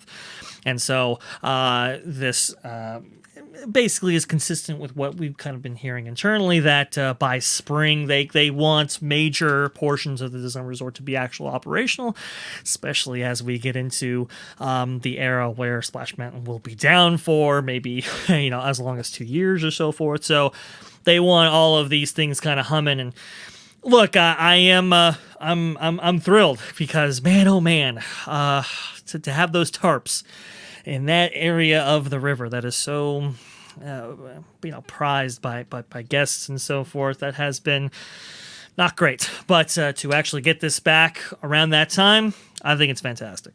No, 100%. I just have something really quick to say. Sure. Okay, so as we know, guests that visit the parks very often, that specific part in between Adventureland and New Orleans Square is probably one of the most, or if not the most congested part of the park. Yes. People going from the Indiana Jones crowd, and then the Pirates of the Caribbean crowd, and then in general, people that are just foot traffic, just trying to get in between. I call it the triangle of death. Yeah, literally, I couldn't agree more. So the tricky part about this is Tarzan's Treehouse was there for a while. So after a while, the attraction pull from that wasn't as strong. It was just the tourists would look at like, oh, what's this strange looking thing? So we'll stop and look at it or whatever. But for the most part, the general crowd would just bypass it because they just look at it like a fancy decorated tree. Well, now that they're publishing this as a brand new attraction, the already triangle of death, as you referred to, I honestly believe this is going to get a lot worse. And not because this is going to be the greatest attraction in the world, but because it's a new attraction and guests are going to be like, oh, what's new about this? Or what is this? Let's go experience this. So now you're going to have that debuting attraction pool. Yeah. You're going to have Indiana Jones pool. You're going to have Pirates of the Caribbean pool. And then you're going to have normal foot traffic. I don't think there's any way to manage that either. I think it just happens. Yeah. Well, it's interesting you say that, because now that I've thought about it, Indiana Jones is going down starting in January. Maybe with Indiana Jones going down this coming up, maybe that pool is adjusted, at least for the debut period of this new attraction in the form of what is it? Adventureland Treehouse inspired by Tony Robinson. Yeah. Okay, well that's great. But yeah, and I will say I think that was one of the reasons why they got rid of the kind of overhang, right, for the entrance of Tarzan that used to exist right there, because that did further worsen the problem, whereas now it's kind of resets back a little bit, and so yeah, during those initial days, it's going to be hellish, but I think we will get over those things very quickly. And honestly, for me, I look at it as kind of a, in the long term, it might actually help pull people out of that area as people actually go into this treehouse and experience what they have to, what does it offer here. So yeah, it's not great. I mean, that area of Disneyland, I mean, that's tough, and that's also one of the reasons why I'm a big champion of having a pathway between Star Wars Galaxy's Edge and Toontown, because that would help, as crazy as it sounds, it would help alleviate that portion of the park if people have multiple ways in order to get to these various areas where these big attractions actually are. So, and just doing a little, you're not wrong though. Yeah. I was just thinking about doing a little blue sky in here. I know it's kind of impossible because the queue of Indiana Jones sits right next to it, but wouldn't it be so cool if they can somehow build 2 more beams that will support this treehouse, and they had some type of, if this is the Adventureland Treehouse, it's not the Swiss Family Robinson Treehouse, it's just inspired by that. If this is truly the Adventureland Treehouse, wouldn't it be so cool if they had some type of lookout over Jungle Cruise where you could look down? Because I believe the scene right there, right next to Indiana Jones, is the Asia tiger scene, right? Yes. That'd be so cool if we could have some type of lookout. If this is the Adventureland Treehouse, if we could just have a portion where we could walk over a bridge and we can look down the Jungle Cruise, and that'd be so cool. You know what, Jalen? Go ahead. I'm sorry. I was just saying you're spot on. Your mind was kind of going where my mind was going with it. Like, it's the Adventureland Treehouse. Lean into Adventureland. Like, look, as much as I love Swiss Family Robinson, the movie and the old Treehouse, if you're going to go in this new direction with the Adventureland Treehouse and really lean into that, what I would do the lookout like you were talking about, Jalen, but I'd even go and like theme all these individual rooms to different things connected to Adventureland. Like, for example, you can have a whole little room where it has like a Jeep engine kind of turning the ceiling fan, right? Yeah. Like that Indiana Jones kind of nod, right? You can have MacGyver, another, like, yeah. right? And then you can have like another little part of the treehouse where it's all just tiki birds or something, right? And then you can have another. Or have one of the birds from the tiki room in a cage, and he's just yapping about whatever. Yes. Right, exactly. You can have another little room in there where it's all Jungle Cruise stuff, and maybe there's pieces of your boat kind of incorporated into the design of that room. So many look, I'm not an Imagineer. I didn't go to engineering school. None of that stuff. I came up with that in like 5 seconds. I mean, it's not that hard to do. You can put a little more creativity into this stuff, I think. Now, I'm not against this. I just think it was very much bare minimum. Yeah. I would love, man, Indiana Jones room, or maybe it goes into some of the storyline, right? Or, it kind of explains the Mara myth and so forth. Maybe you have a couple of jugs of water there, where they come from. That would be kind of cool. Right. Have the Dial of Destiny in there. Dial of Destiny. Hey, advertisement and promotion. Hey, that synergy flywheel, right? We gotta get that moving. Enchanted Tiki Room, some birds up there, and that would be really cool. Yeah. But c'est la vie. I'm glad that it's still there. I'm glad that they maintained it. Look, not easy keeping this thing around here. It's not ADA approved. It's very low capacity, right? It's probably a lot of upkeep because of some of the interactive elements and so forth. Yeah. But keeping it around and kind of expanding on it to include all of Adventureland, I think it was the right move. Like you said, OG, maybe didn't go far enough for us super fans, but hey, maybe that's an opportunity that they could bring to the forefront later.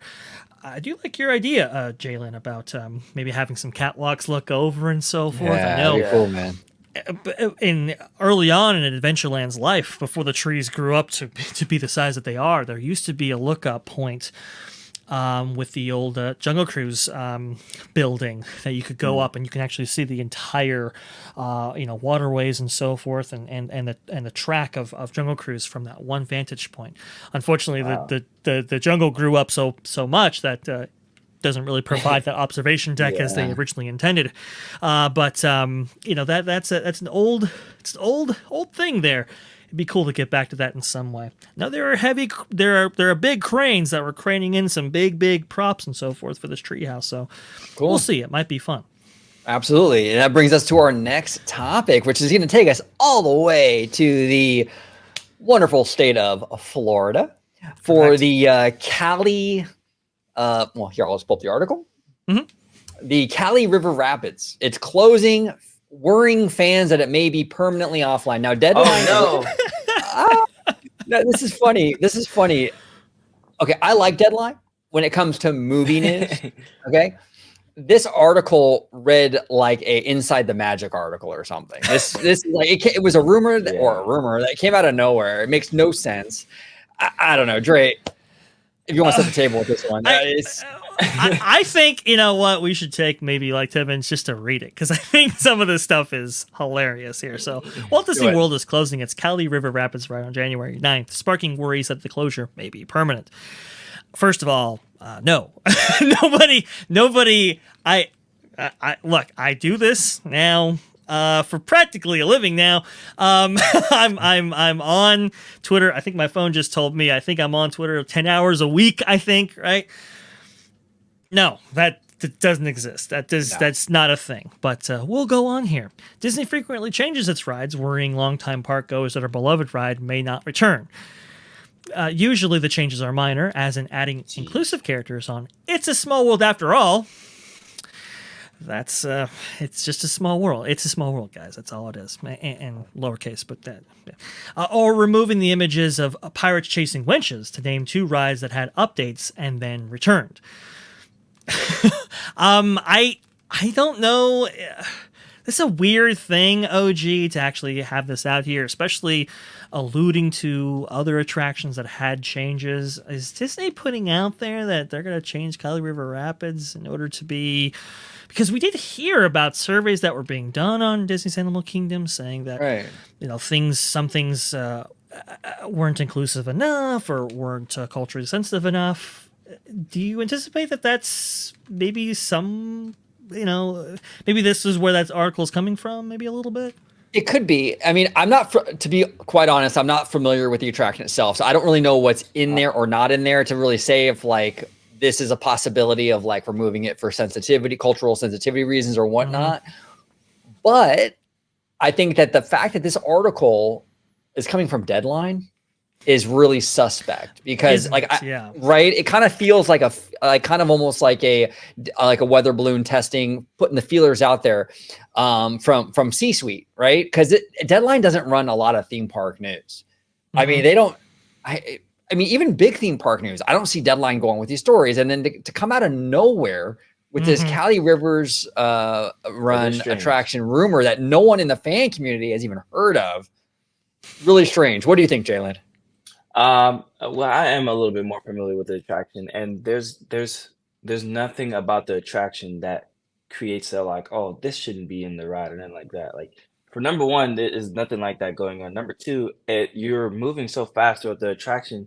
There's no even time to even sit there and be like, this is inappropriate and this is inappropriate. I mean, you're getting hit with massive amounts of water. I don't think you have the thought process to really think what's cultural sensitive and what's not.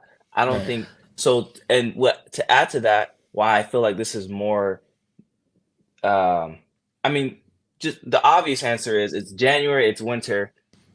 Most water-based attractions are going to go under refurbishment. That's the general thought. But it is strange that a site that doesn't normally post news like this comes out of nowhere and just is like, this ride is going to close permanently because it's being refurbished in its normal refurbished time window. I feel like Disney is trying to, or somebody we don't know behind the scenes is throwing the fishing reel out and is like, let's see how this works. And if this works, we'll leave it. Right. This article mentions that because they didn't announce a reopen date. Well, Disney does that all the time. That's so par for the course. Yeah. Especially when you get into projects and so forth. There could be some contractor delays. I know Florida has experienced a lot of that now that Epic Universe is going up. I mean, Comcast has been really absorbing those contractors in the Florida market for sure. There could be supply chain issues and so forth. That's a very regular thing, especially now, to not have an end date because literally you don't know until you get in there, kind of thing, right? But I know there is a kind of a general conservationist message in Kali River Rapids. There's like a deforestation message in there, right? So, that's kind of. I only bring those things up because they're the examples that they cite for attractions that have gone down, returned are the two that have had things added in or whatever. It's very weird that you would do that with this attraction. And to be honest, look, I mean, this attraction was installed at a very budget conscientious time. They obviously had more ambitious plans for this attraction before, but some of these things had to be value engineered down. If anybody sees it transformed, I don't think anybody's going to be crying any tears, but they go on. The Disney Corporate Communications Department assured that the Kali ride will be back. Quote, Kali River Rapids will be temporarily closed for routine maintenance and will reopen this spring. So nothing there. To your point, Jalen, pretty much all water rides at Disney parks go down around this time. So no surprise. The latest ride to be shuttered at the Disney parks include permanently closing the Jedi Training Academy, Trials of the Temple, Star Wars Galactic Spectacular, and Voyage of the Little Mermaid. All not rides, by the way. Right. That's- I was just gonna say that. Yeah. This okay.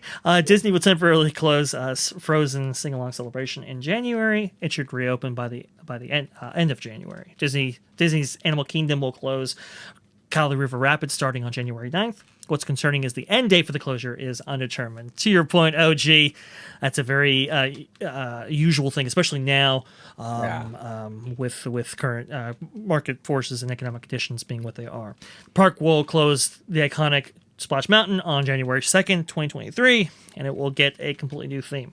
It's not closing January 2nd, so thank you for that. Go ahead, Jalen.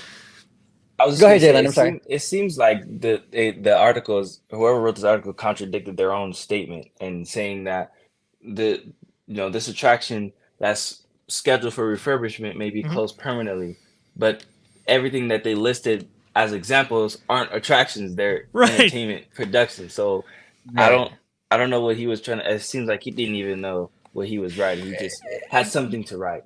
Now, I've seen them use attractions interchangeably with some things that we may not feel as attractions. They didn't even say that, though. They said rides.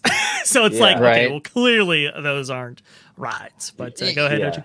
Well, this reminds me, I'm not going to name names, okay? But this Deadline article, like this typically Hollywood-focused site, outlet, trying to report on the parks feels very much like they're like not in their lane and they have no idea what they're reporting on, and it's very obvious, right? And I feel like sometimes I'm not gonna name names, but there are some Disney park vloggers that get into stuff that's outside their lane. Sometimes it's not like park related, and it kind of has the same energy, right? Right. Yeah. Very funny. And I think that's kind of like what I'm feeling here is like, come on, Deadline. You've never done a park article in your life, and it shows. Okay? Yeah. Yes. And it shows. My thing is, who greenlit this? Who reviewed this? And Who was like, commissioned it? oh yeah, this is good. Go ahead, post it. Like, no, this makes zero sense. Yeah, exactly. Yeah. You need an editor-in-chief, that's for sure. But who commissioned it? Who actually started this whole thing? That's why I'm like, what was the motivation behind this? This is definitely not a Deadline typical thing here. OG, you're going to say something? No, you're right. And I'm suspect of that too. Is it feelers kind of testing this, putting it out there? But the only thing in my brain that's sort of working against that though is how amateur it was. I feel like if this was a C-suite thing, like it's Bob Iger or somebody in Burbank saying, look, we need you to kind of put this out there to kind of test the waters on how the public feels about it, I feel like this would have been a more polished article because they're getting a directive from Burbank. The fact that it's so sloppy and the references and all that kind of makes me believe it's not though. And so I'm kind of torn a little bit. Yeah, I feel the same way. I feel the same way because it's so random and out of nowhere. And because it's something that they don't normally do, you have that, okay, for the most part, it's sloppy and doesn't make sense. But then there's that small bit of me is like, why would they, like Vash was saying, who commissioned this? Who allowed this to happen? Number one. Number two, if they did allow, for what reason? What do they know that we don't know? Right. That's the real question. So that's that part of me that's like, all right, what's really going on? Why are they publishing this? Why are they throwing this random news that doesn't make sense? Why are they throwing it out there? Or it's just an abomination. They're just doing stuff just to be doing stuff. Yeah. Like maybe Inside the Magic or whatever. I don't know. Right? Yeah. But it definitely feels like Inside the Magic, doesn't it? It does, and that's why I think Jalen has a great point here. It's like it's so sloppy, so out of Deadline's lane, so random. It definitely gets the my skepticism, spidey sense tingling. It's just it's something's here. It almost weird. And the whole idea about Disney fans are going back and forth about this. They're real scared. It's like. It almost feels like gaslighting. It almost feels like, what are you trying to sell here? It's very interesting. And one more thing too is we had to think about this. Like, if you're familiar with the layout of that land, I believe it's in the Asia part of the. If they did get rid of it, what would replace that? Number one. Number two, why would that make sense to get rid of that? Because as we know, Florida, the weather calls for very humid and hot temperatures throughout the whole entire year. So why would one of their few water-based attractions that they have in that land be removed, that just doesn't make sense to me. In a land that it fits perfectly in. Right. Right. And it kind of weaves in and out and stuff, so forth. That's a very kind of difficult attraction to remove, even if you had thoughts about it. So, Yeah. to your point, Jalen, I mean, nothing makes sense about that. The only thing I could surmise was maybe they were altering it because we've seen some, let's say, momentum in that arena, especially with it relating to Disney's Animal Kingdom specifically, towards adding or subtracting different things for various reasons. Maybe that's involved, but even Disney themselves don't even say. They just say routine maintenance. So I have no idea. No idea. I mean, the only thing I could think of, if they wanted to kind of like maybe not get rid of it, maybe infuse IP. I could see that like a Moana, like a Moana going in there. I know Moana is Polynesia, but that's pretty I mean, it's is that considered Asian? I think so. Of Asian descent, Asia but adjacent. Yeah, right. Asian adjacent, exactly. I could see them. I could see them trying to do that. Maybe making it a little more. Maybe have a Moana tie-in or something like that. Okay. But getting rid of it, ripping it out, I don't see that happening. here's one more thing too, is that let's think about this. What Universal does, what Disney doesn't. Universal won't tell you a thing. They will tell you a thing, and next thing you know, there's a brand new attraction debuting. Versus Disney will make sure that you at least have some type of idea, whether it's a maybe or not, you have some type of idea what's going on.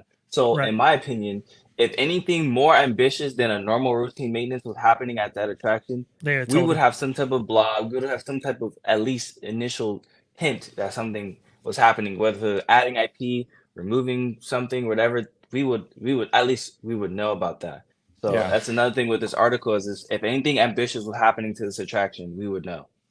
And to put a even finer point on this, to provide a little bit more context, we know some friends, mutual friends that know the, let's say the what do you want to call it, the kind of press outreach side of the company very, very well. Right, and their kind of marketing side and so forth, and their publication side, they're just anal about scripting a narrative, setting a narrative, getting information out there in a timely, in very precise fashion and so forth, in order to present something to guests all over the world. So, Jalen, you're right. I mean, we would have known something. We would have heard something. We would have seen something by now, if only just rumor. Right. It would have been like the Treehouse. I mean, how many rumors came out about the Treehouse? It was sea themed. It was this theme. It was that theme. It was a speculation for over a year on this thing before it was official. We would have heard some of this and we heard nothing. Yeah. And the one thing we did know was that Tarzan wasn't coming back. Right. That was made very evident, very clear. Right. This is much more murky. Now, to your point, IP. Yeah. I mean, that could definitely be a thing. Remember, it's Iger, and Iger had a problem with a lack of IP, specifically with an attraction in Disney's Animal Kingdom. So it wouldn't surprise me at all that IP was being infused throughout the ranks of the company. But to do it in Kali River Rapids, I don't really buy it. So it's not necessary. And I wanted to, real quick, before we pivot to our final topic, which is going to be Avatar: Way of Water. The article mentions Splash Mountain, right? Now, I've talked, Dre, you and I have talked about Splash Mountain ad nauseum. We've gone over this like so many times. But Jalen, I don't think that last time I had you on the channel, we were talking Tomorrowland. We never really got into Splash Mountain. I don't think we did, at least. But let's dive into your thoughts and kind of overall perception of like this change happening with this attraction. Are you for it, against it, in the middle? Where are you at with this? I'm very much in the middle for specific reasons. Before any of the sensitive topics were brought up about Song of the South or anything of that nature, you would have no clue that any of that was even going on. Any normal guest visiting the parks would be like, this is Critter Country. This is a log flume water-based attraction with little critters dancing and singing happily. has nothing to do with the movie, has nothing. I mean, obviously it does because of the characters, but for the overall view of the attraction, it has nothing to do with any of that. Right.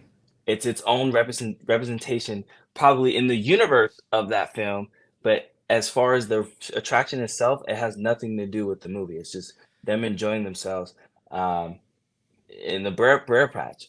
Definitely Um, separated for sure.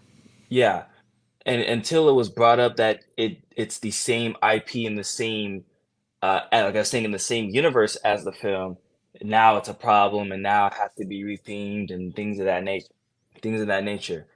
It's frustrating because it's like um as person I'm not gonna go too political because I don't like doing it, but as person of color, I'm automatically put into that bracket of I'm gonna assume that this is a bad thing and that Song of the South offended me. How could a movie that came out years before I was even thought of, and how can that offend me? How could that bother me?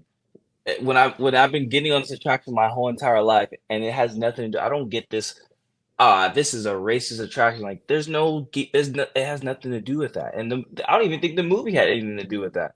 It just had this image of something that probably was false. But I don't think it was no type of racist tone or no type of, you know, nothing to be offended by.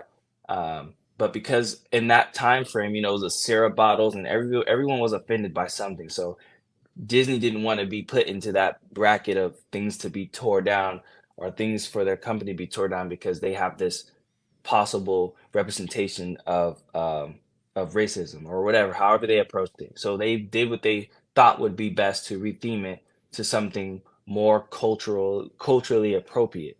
Um, Here's where I say I'm in the middle because yes, retheming didn't feel necessary and didn't feel right because if you would have left it, it'd still be.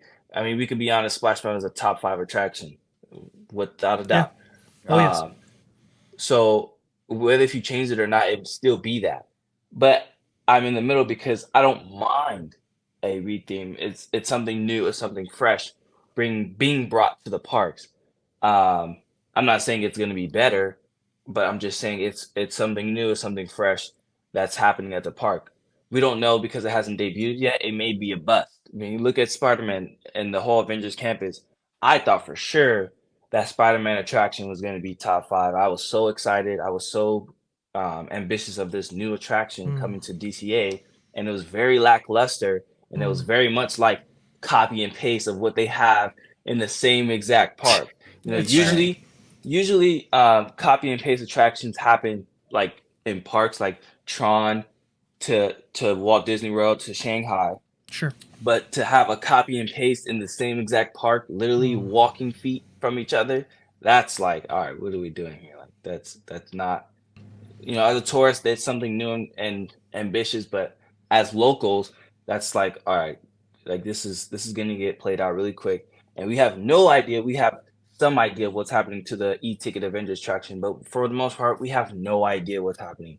They could change it again to Thanos fighting Ant-Man or something, and we just have to go with it because we have no details about nothing. So Right. back to this whole Splash Mountain thing. I'm very much in the middle because I definitely say it was not necessary, and Splash Mountain to this day would be a top 5 attraction, retheme or not.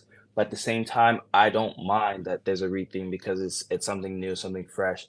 And I've always said Tiana should have some type of presence in the park as an attraction. I just didn't think they would go that route. Yeah. No, you know, Jalen, I agree with you. I think that, yeah, I agree that the retheme was unnecessary. Mhm. I think Princess and the Frog is if you're gonna retheme it and you're gonna put another IP in there, Princess and the Frog, at least for Disneyland, is the best choice. It absolutely is, with New Orleans Square right there. I think it's fantastic. But there's issues though with this attraction. I mean, you know, we haven't heard, and Dre, we talked a lot about this in many videos. The level of secrecy around this thing, where we haven't got. I think we've gotten maybe 2 pieces of concept art, and it's been like 2.5 years. We're pushing 3 years now, and we haven't gotten any information. Other than it's like a salt mine, and we're looking for a special ingredient, and we got a couple of pieces of art. I mean, it's you know, I'm rooting for this attraction. I want it to do well. Obviously, I want it to be fantastic. I think the potential is there, but I'm worried. They're not showing us anything, and it's like, why? Well, I mean, you say secrecy, OG, but I don't see it as secrecy. I see it as they have nothing to show. They're figuring this out as they go along. We've seen that the development process for this attraction has been particularly problematic because, well, now, you know, when you have an attraction that exists now, that's being reimagined for culturally sensitive reasons. Well, that expectation or that emphasis on that cultural sensitivity is very much applied to that new attraction, right? They have to be very careful about how they go about it, and so the more I hear about this, the more this attraction starts to become something that is, I think, different from what guests both expect from a kind of an attraction featured in a theme park, and I think what the Imagineers may have originally intended when going into it, you know, and it just to me it has me kind of afraid or worried because I've heard tell of some, you know, longtime Imagineers who were once associated with this attraction, now not, for example, because, you know, some of the things that were being done that they didn't necessarily agree with. And it just, it concerns me because I think people are going to go in there expecting some, you know, one thing, and obviously it doesn't happen. We played that clip with Ashton before, illustrating that whole thing. But also, you know, like I think they're going about this in a way that's like that doesn't. It's not like entertainment or story first, you know. It's kind of all these things second when looking at the reasons why this was done in the first place. So it's just it's got me concerned. I'll just put it that way. It's got me concerned. But go ahead, Jalen. I was just gonna say too, just like my last thought about this is that sure, please. It doesn't. I feel like it was creating a roadblock for them to really showcase a lot of what's going on with the attractions because they're, like you're saying, they're still trying to figure it out themselves. Yeah. And the main thing to me is how the attraction, how that IP fits. It fits better in Disneyland, absolutely, but it's still difficult because you're taking a whole land and you have to make that decision whether if you're just gonna eliminate that Critter Country and turn it into New Orleans Square, or keep Critter Country and somehow fit a New Orleans-based attraction into Critter Country where New Orleans is literally walking feet. So you have that difficulty. And it almost seems like, you know, Magic Kingdom's version of the attraction is more in progress than our attraction because we don't even know our closing date, and they do. But in my opinion, their situation is worse than ours because there is no New Orleans atmosphere. There is no New Orleans IP. It's Liberty Square.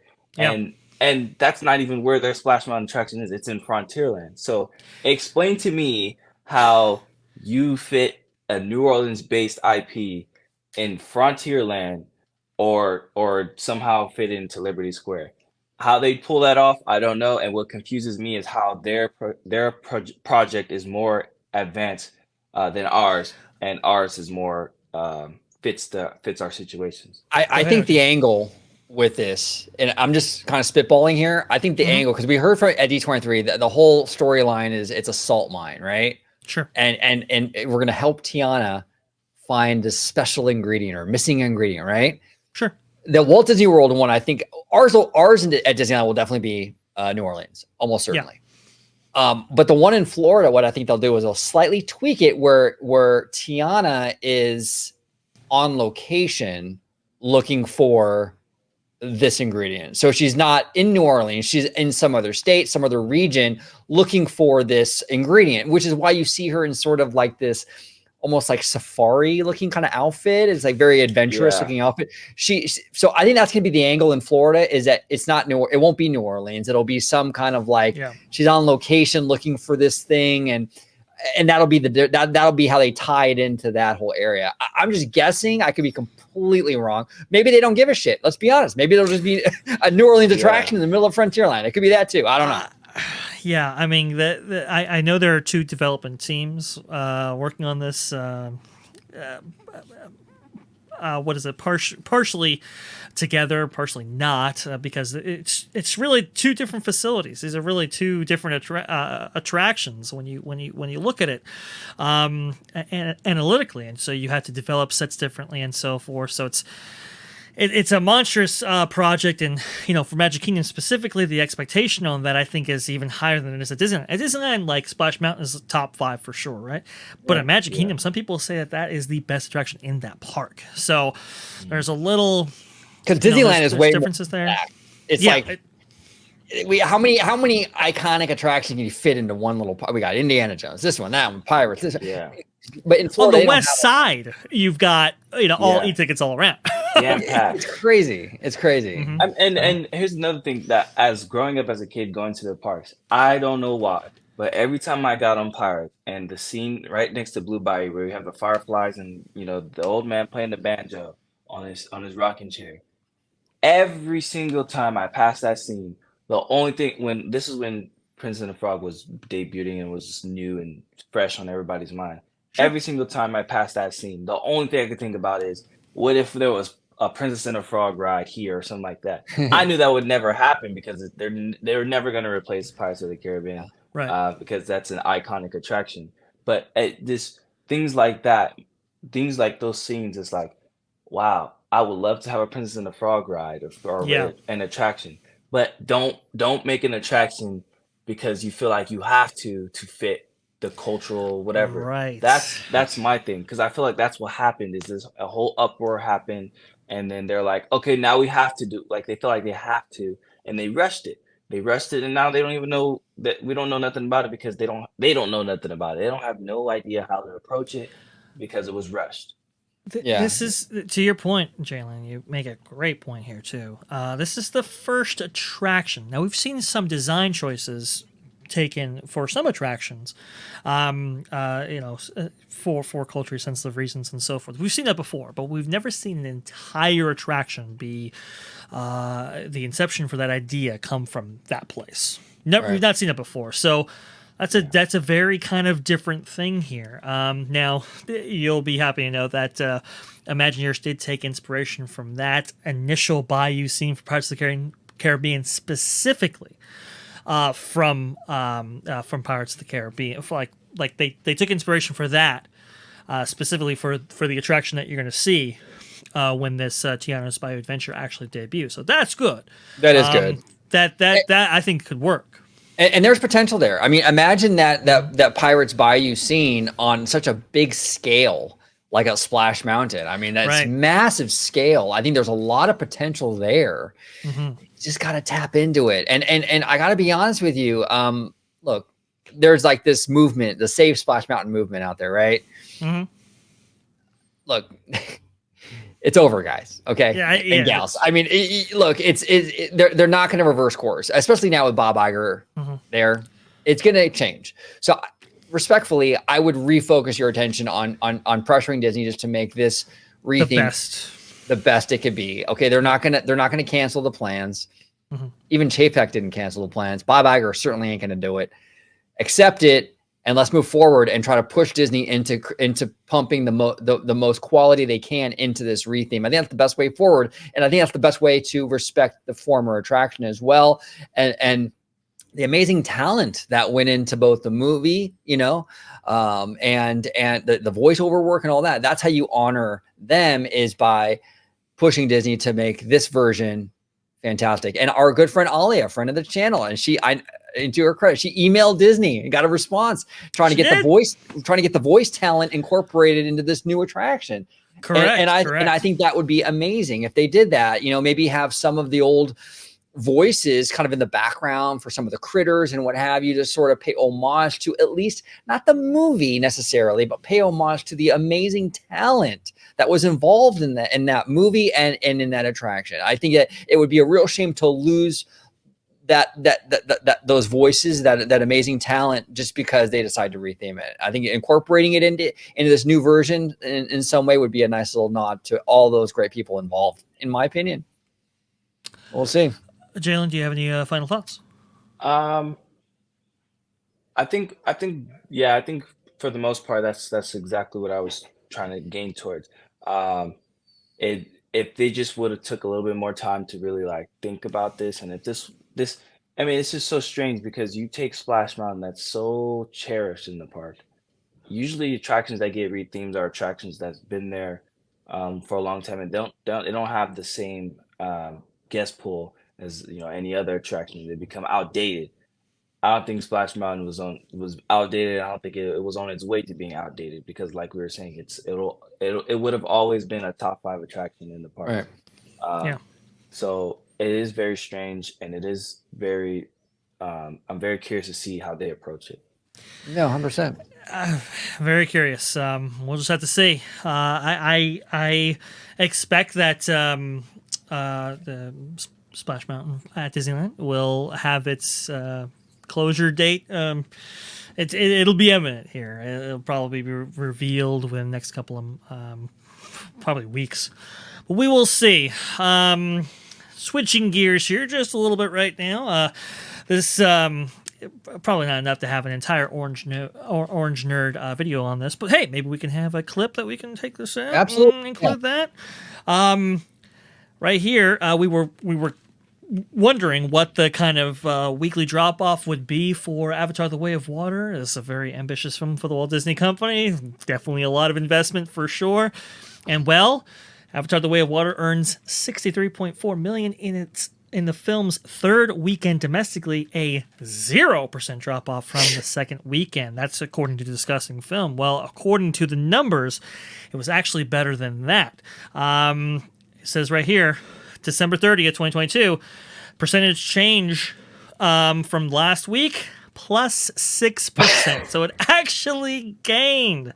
And you can see that graph right here. I mean, it is just remarkable. OG, you've said it a number of times. I have no idea what James Cameron did in order to achieve this astounding feat, what deal he did with the devil, but I think the guy has successfully done it again. No, he did. But I wouldn't give too much credit to James Cameron. This is definitely the drunk 3PO effect right here. Nice. He is definitely our buddy drunk 3PO. He's a huge fan of this franchise. But no, in all seriousness, I think that this movie, look, you're right. I mean, this is a beast.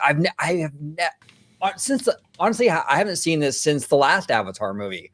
Even Marvel movies don't do this. I mean, No. As successful as Marvel has been, billion-dollar franchise, Marvel movies don't do this. It's unheard of for a movie to gain in its what is this, like the third weekend or something now? Yeah, third weekend. Gaining in the third weekend is out of control. It never happens. Never happens. And this is honestly what we were talking about, OG, when we were talking about the legs that this would actually have to have. I mean, you would have to have almost 0% drop off from week to week. And sure enough, that's exactly what we experienced on its third weekend here. And it is truly remarkable. If you look at this graph right here, what you usually see, especially with Marvel films, they usually be very front loaded. So at the start of that graph, it'll go, almost completely vertical, right?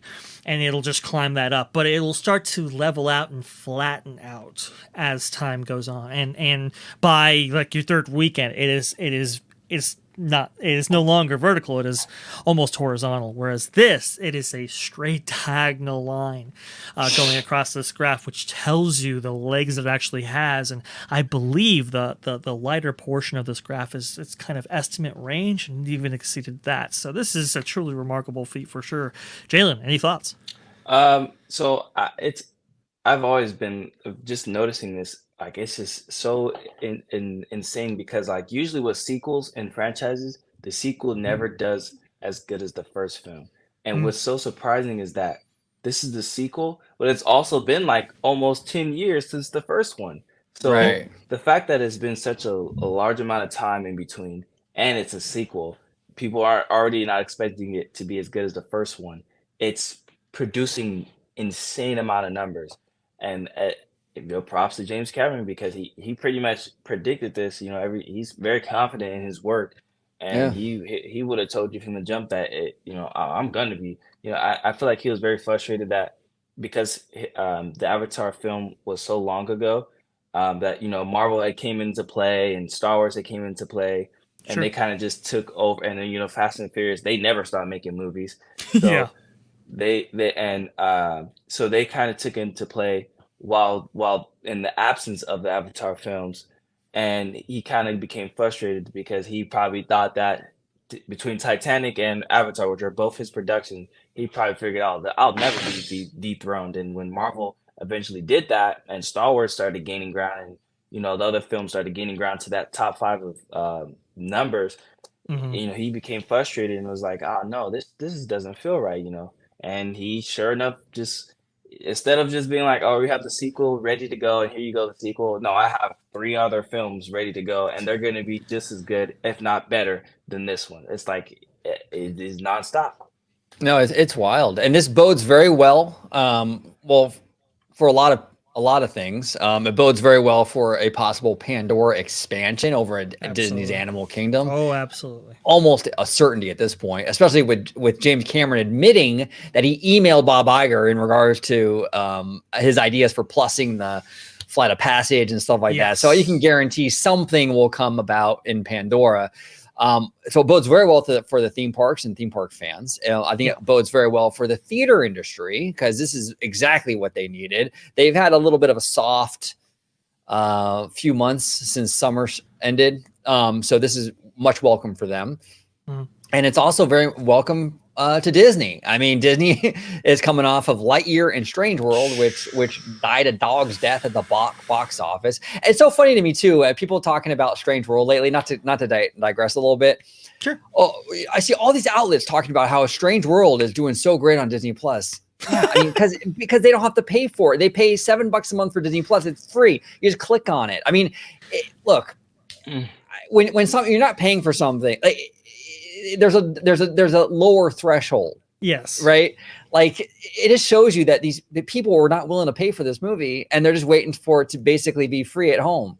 And that doesn't really bode well. Now, Encanto was a little different, because Encanto might have been that way, where they didn't want to pay for it, so they watched on D+. But the difference is that once people watched Encanto, they really, really loved the hell out of it, and the music and everything. Kept rewatching it.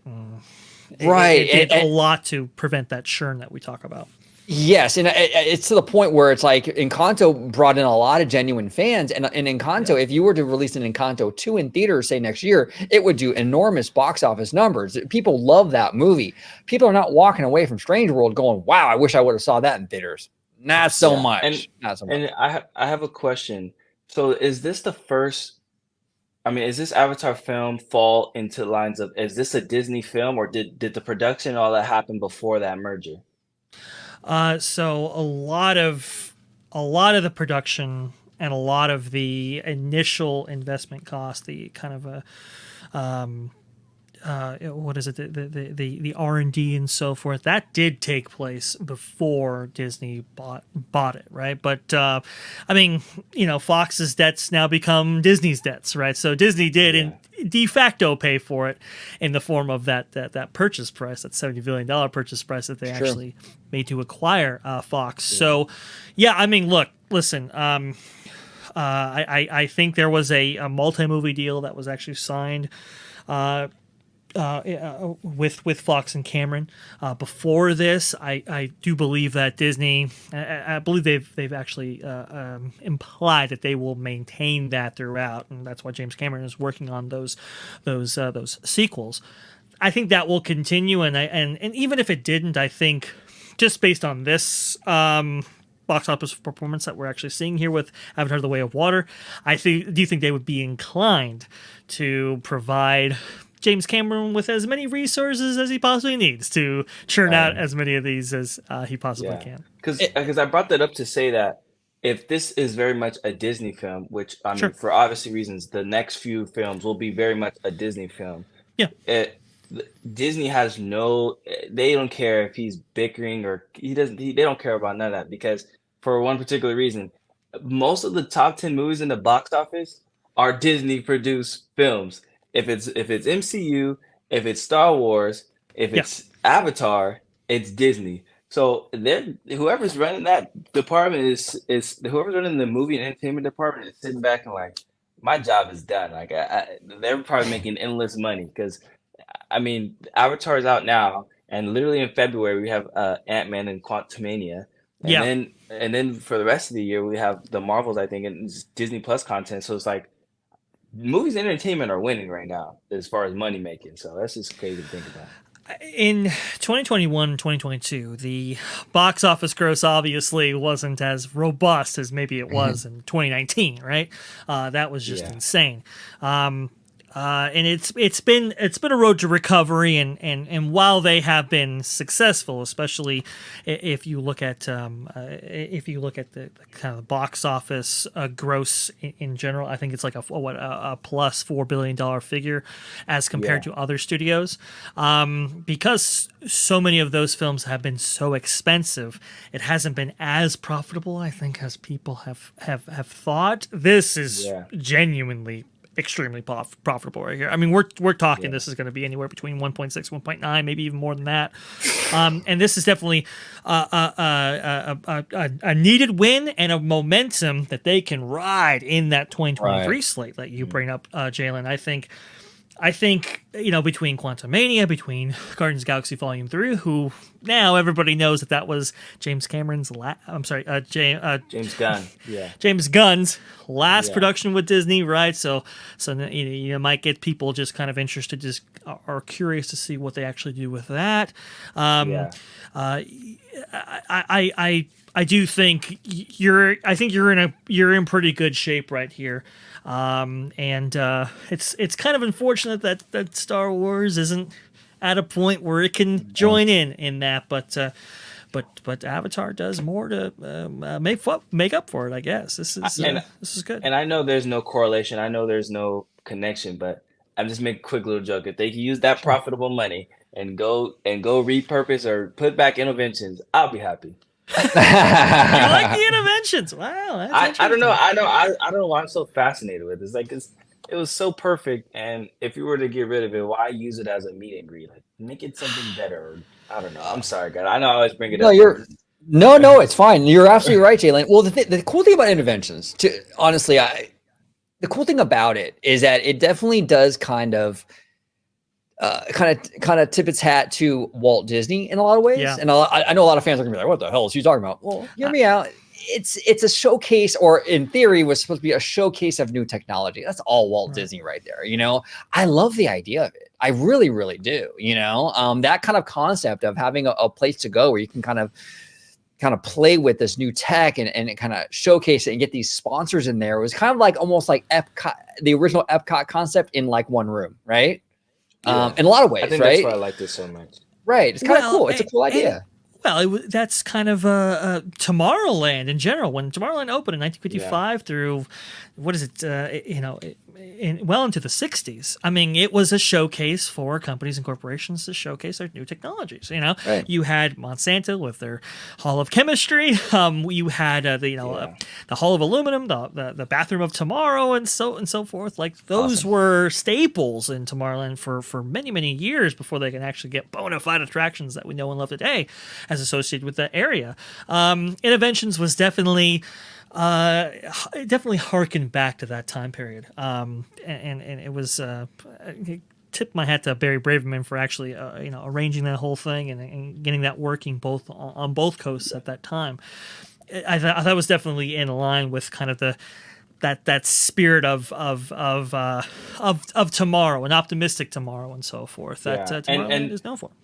Yeah, and besides just that building particularly, there's a lot of buildings in that land that are they're just empty, just there, just showcased to be abandoned. Like there's no more Captain EO, there's obviously no more invention. They got rid of the Jedi Training Academy, so it's a Pixar party now, which obviously doesn't make sense. You have Finding Nemo, that I guess you can fit that in Tomorrowland. Star Tours already has a huge force of IP in the park, so I don't know why that's still there. Buzz Lightyear is like, okay, it's on the fence because it's Pixar and we already have a land dedicated to Pixar. The only thing that truly makes sense that's still there is Space Mountain, right? And Space Mountain to me is like the big brother of that whole land. And I feel like it's getting tired of overlooking this land that's just just a lot of not wanted siblings. Yeah, Well, exactly. A lot of potential that hasn't been realized, right? Yeah, It's come on, man. He's going, hey, get your shit together. But yeah, right. exactly. I say love you. No, I know. Well, Space Mountain, its back hurts from carrying Tomorrowland on his Caring. back for all these Exactly. years. It's. The I'm burden. telling you. Yeah. I wouldn't care if honestly if they bulldoze the entire land except for Space Mountain and just started over. I agree with Yep. you, Jalen. Star Tours. Wow, I love the attraction. It really is cool. I've kind of lost interest in it after Rex left. He was kind Yeah. of like the unique thing about that attraction, and Hmm. and I just think that like he's already gone. He's already in Batu now, right?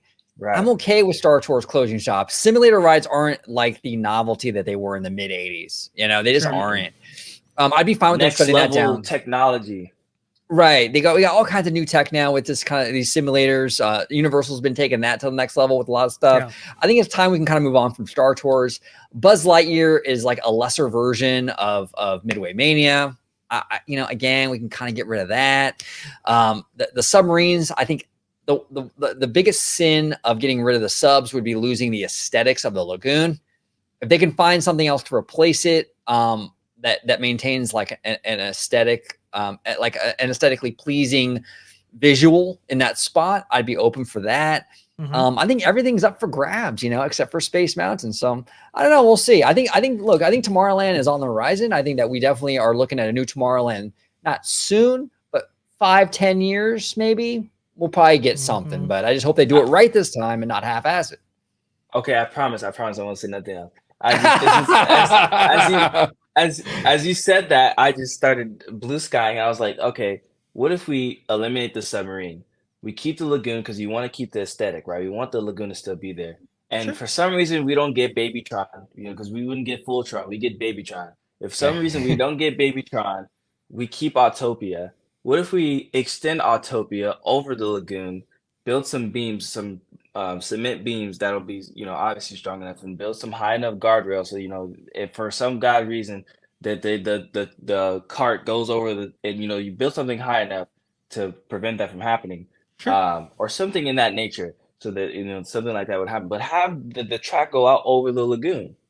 I mean, to Cool. me, besides you walking past and looking at the lagoon, I mean, that'd be pretty cool if you were able to drive over the lagoon and look down at the coral reef, and that'd be pretty cool. Yeah. That would be pretty cool, man. There's options out there. And they can definitely look into this and find ways to kind of just bring some new life into Tomorrowland. I think we're getting there. I just think that the Pandy really threw a wrench in the gears. Man, we were Yeah. we were getting it. I can just tell you right now, we were getting it. We were The that French fries rocks. They're close. gone.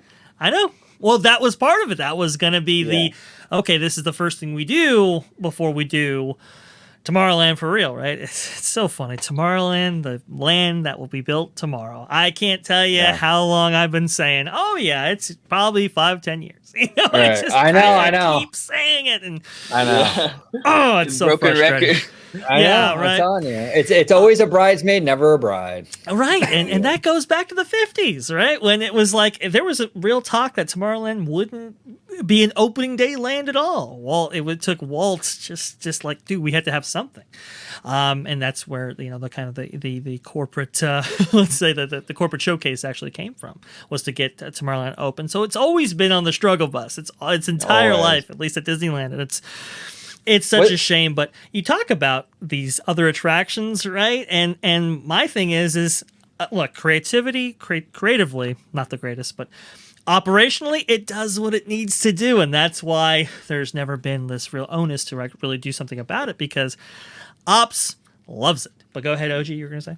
No, I just say you're right. Tomorrowland's been cursed since the beginning, which makes me wondered: is that land built on an Indian burial ground? I don't know. Maybe. It could be. Yeah. It could be. Like legitimately, it could be. I don't know. I don't know. There's something going on with it, but Tomorrowland, what's frustrating? the land will be built tomorrow. It's frustrating is that they will rehaul Fantasyland and build the new Fantasyland before they even touch Tomorrowland, and for what reason we don't know. But it's just so strange.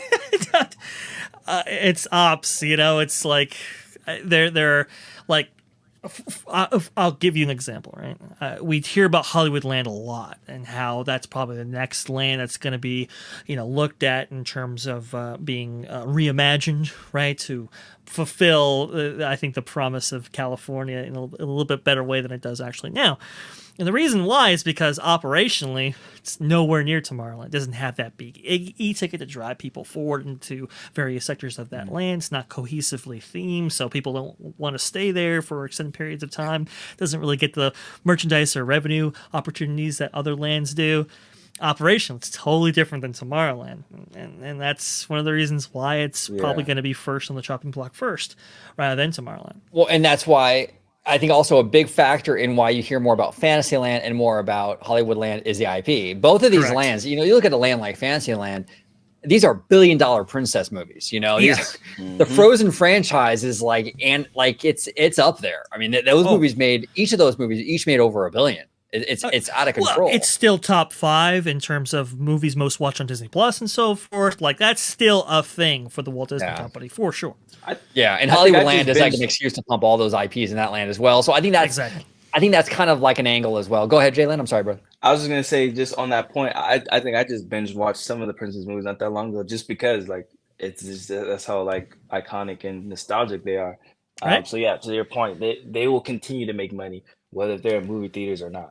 Yeah. Exactly. So when you look at Tomorrowland, what IP really screams out at you that you can infuse George in that? Clooney Tomorrowland. Well, that I can tell you what, that was a thing for a little time, and then that movie crashed and burned. So now it's like we now need to start over again. It's funny. Well, guys, this was a fantastic, really fun conversation. Jalen, I want to thank you so much for coming on today. It was always have fun with you. We will definitely have you on again. We're going to close it out. If you could let everybody home know, Jalen, where they can find you on social media. You can find me on Twitter, Disney Twitter, whatever you want to call it, Universal Twitter, all that. Theme Park Twitter, I'm there. On Twitter, Theme Park EXP626. That's my handle right there, exactly how you see it. And I'm active in the community, so if you see me, I have a Stitch profile picture, and I'll be tapping in with you guys. That's perfect. Follow this guy on Twitter. He is awesome. Friend of the channel. We'll be having him on a lot more. I love your energy, Jalen. Thank you so much for coming on again, sir. Thank you. I appreciate it. And we got over here, we got Dr. Dre, Vast Guy, host of the Freshly Squeezed show here on OG 55. Brother, thank you so much for coming on again. Well, when I have time. Okay. But thank you so much, OG, for having me on. Honestly, this was a blast. Thank you, Jalen, so much for coming on.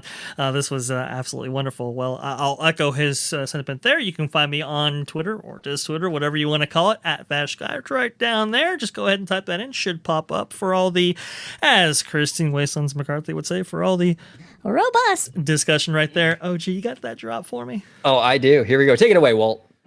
And there's the biggest bargain of all.